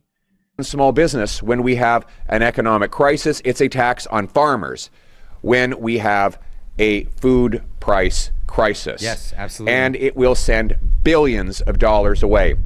According to C.D. Howe, this tax will cost 400,000 jobs. How many of those jobs are represented here? Which one of these workers is going to lose their jobs because of this tax increase? How are they going to pay their bills when this liberal tax... How are we going to build houses when these people are losing their jobs? Like nuts. Absolutely nuts. Tax increase is fully implemented.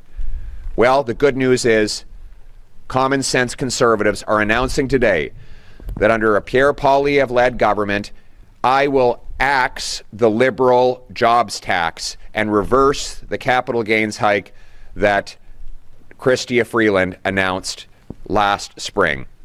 We will bring down taxes. In fact, I will bring in, it's going to be called the Bring It Home tax cut. It will reduce taxes on work, the sloganism is funny. I mean, making stuff, building homes, and energy so that we can bring home more powerful paychecks and production to Canada. And now more than ever, we need it. President Trump has said he wants to tariff our country. We cannot afford economically destructive liberal taxes that will drive even more business and jobs out of our country. We need to stand strong.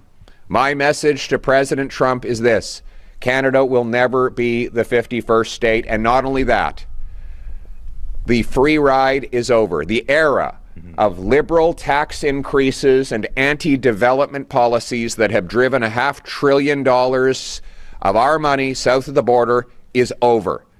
I will be cutting taxes, removing red tape, and unleashing free enterprise to bring home hundreds of billions of dollars of production and paychecks to this country. We will be a fierce free enterprise economy that delivers powerful paychecks to our people, that will allow anyone from anywhere to achieve anything that guarantees that hard work gets you a powerful paycheck that buys affordable food and homes in safe neighborhoods. That is how we bring it home for Canada. That is how we put Canada first. Canada first, Canada last, Canada always. Let's bring it home. Okay, so it's good. It's a great slogan. It's some great ideas. I'm excited.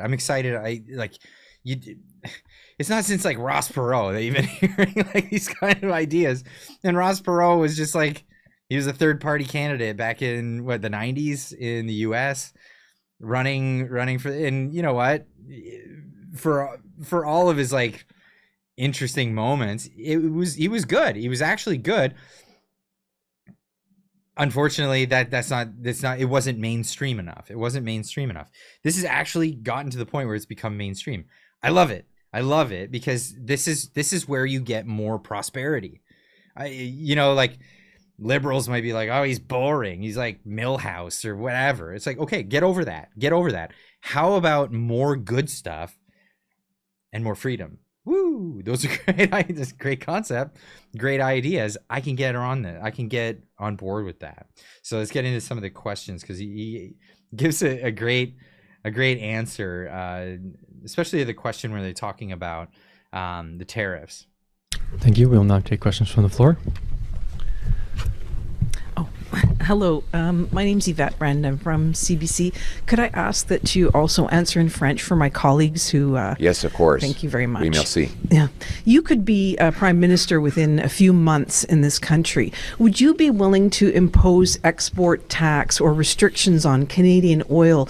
Because you'll be dealing with Trump's threats of tariffs. This would put pressure on the Trump administration. Or is this off the table for you as it is for Danielle Smith in Alberta? Well, first of all, I think that the first thing that President Trump should do when he gets into the Oval Office is to send a big bouquet of flowers to the Liberal government in Ottawa.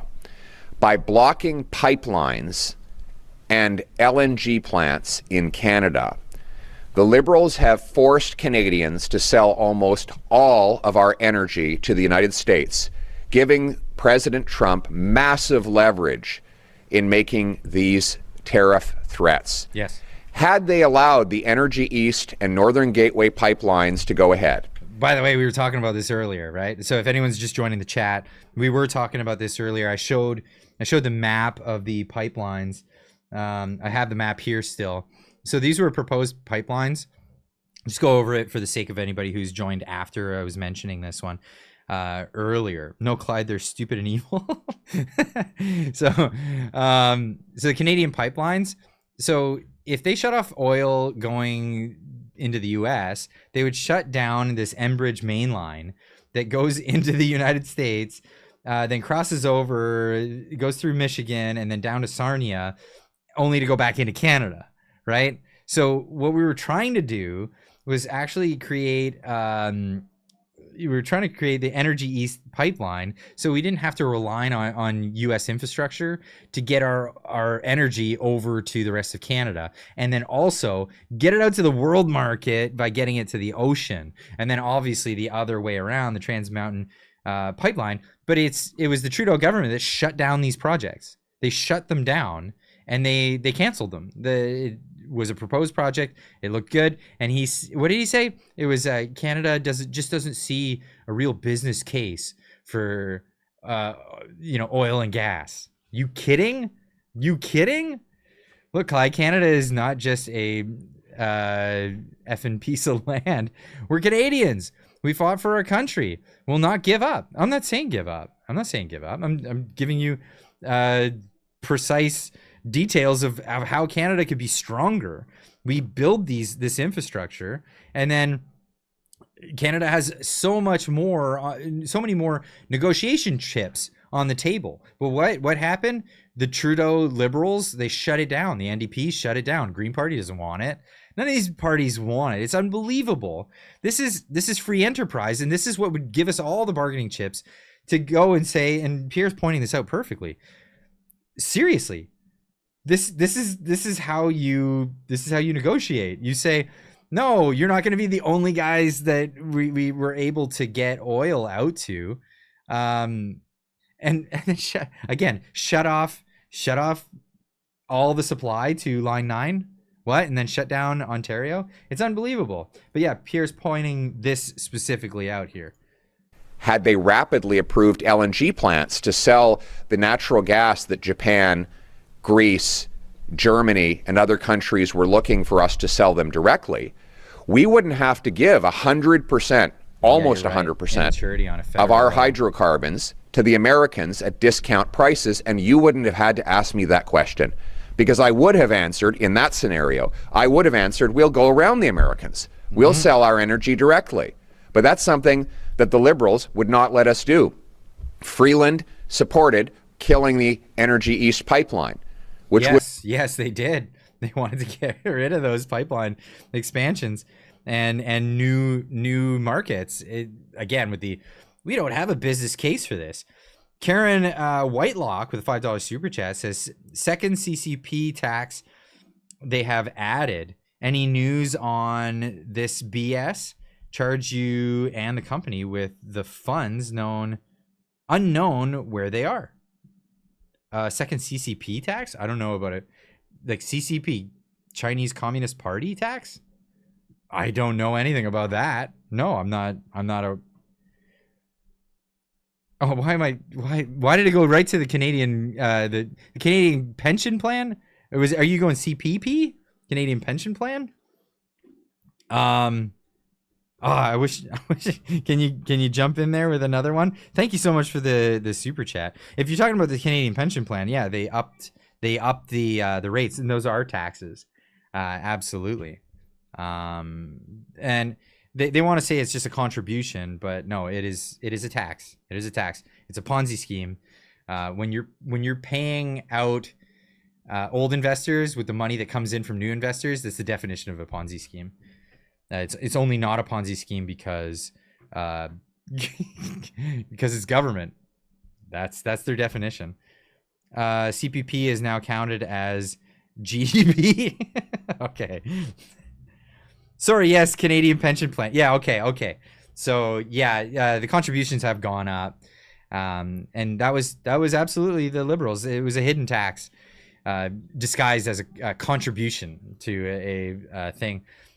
Mind you, the contributions went up, but the dividends didn't go up. So the yields on what you would get for your Canadian pension plan did not go up, but the payments going into it did, which tells you it's just a tax. Absolutely. Taxpayers Federation. I had Franco Terrazzano. Why did I drink? It's getting late. Franco Terrazzano on the show. Meanwhile, just side note, Franco Terrazzano also really into Austrian economics. He even named his dog Ludwig. Amazing. Yeah, he's done some great work on that, talking about that specifically. So thank you for the question and the super chat. Appreciate that.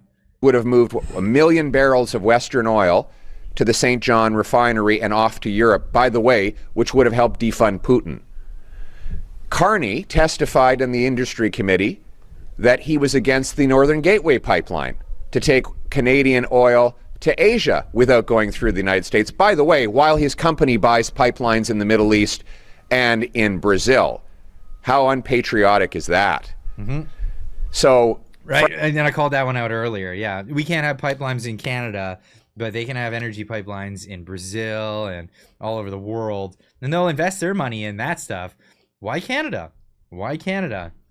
Perhaps it has something to do with China having their eye on our energy industry.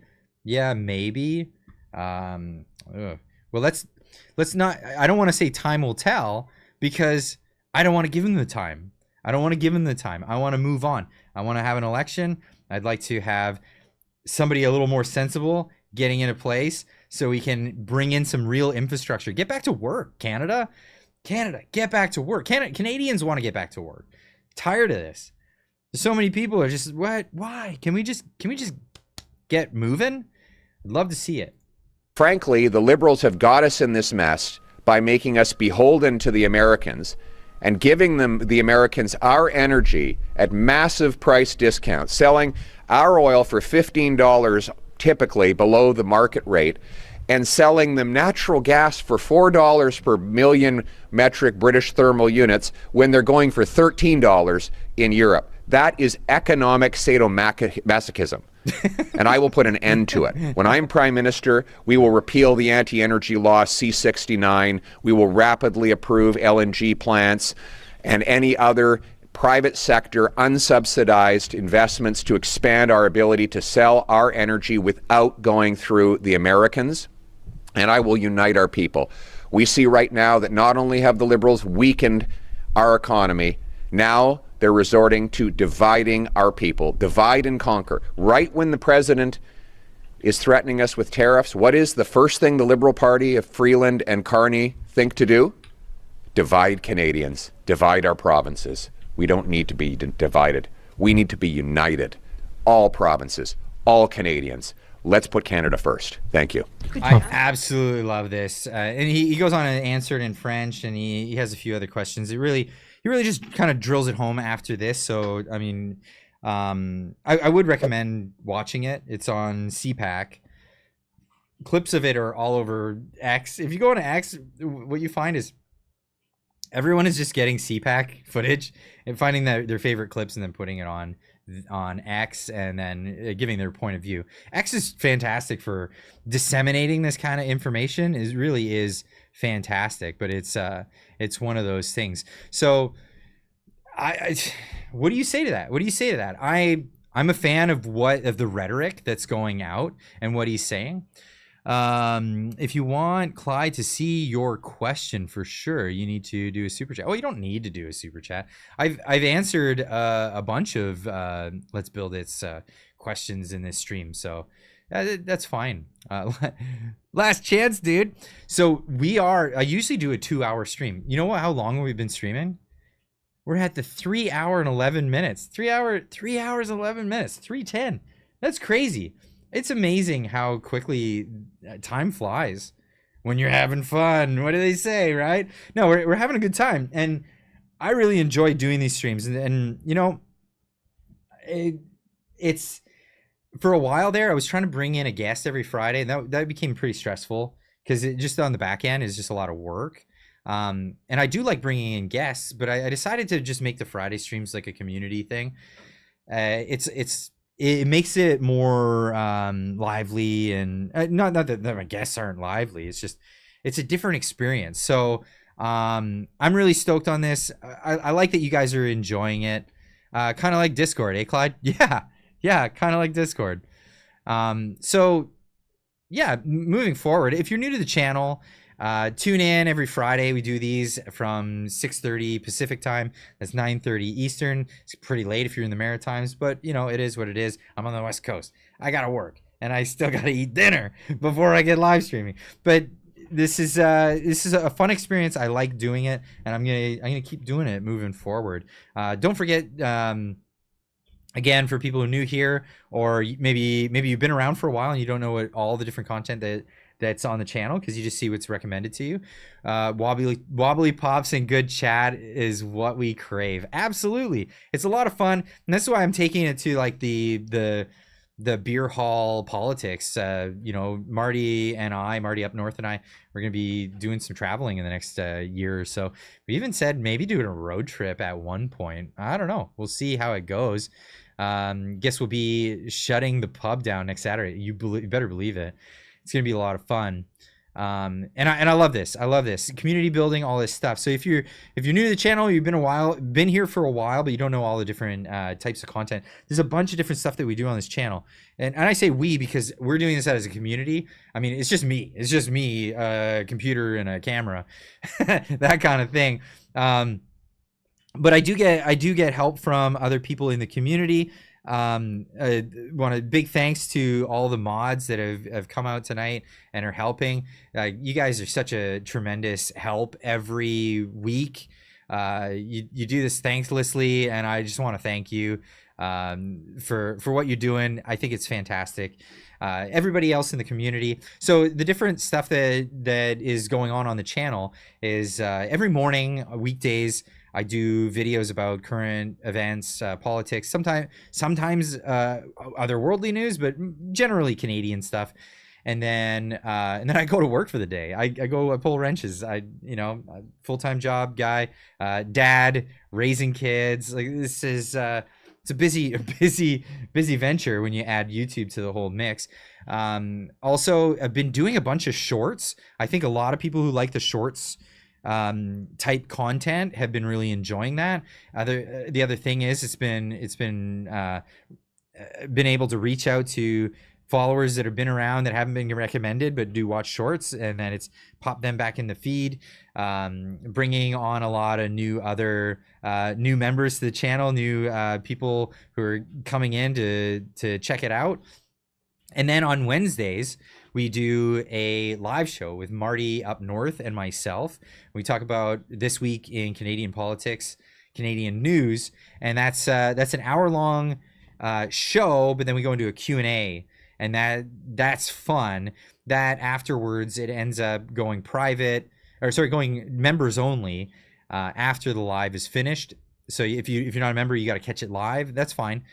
Just catch it live, but the next day, the hour-long chat, we republish it on Thursday mornings. So every Thursday morning, you'll catch that hour-long podcast, which is fantastic. And then, of course, the Friday night live streams as you're watching right now. So it's lots of different things going on, and it's a little bit of different content for all the different people. Where you may like some, you may not like the other stuff. That's fine.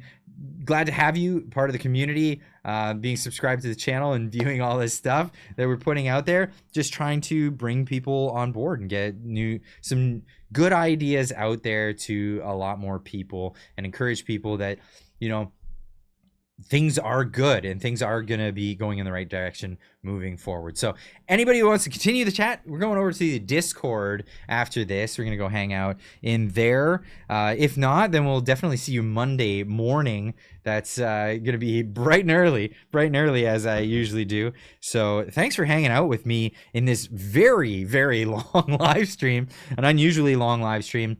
But I've had such a blast, such a fun time with this one that it just ended up going really long. So thanks everybody for joining, and of course we'll see you in the next one.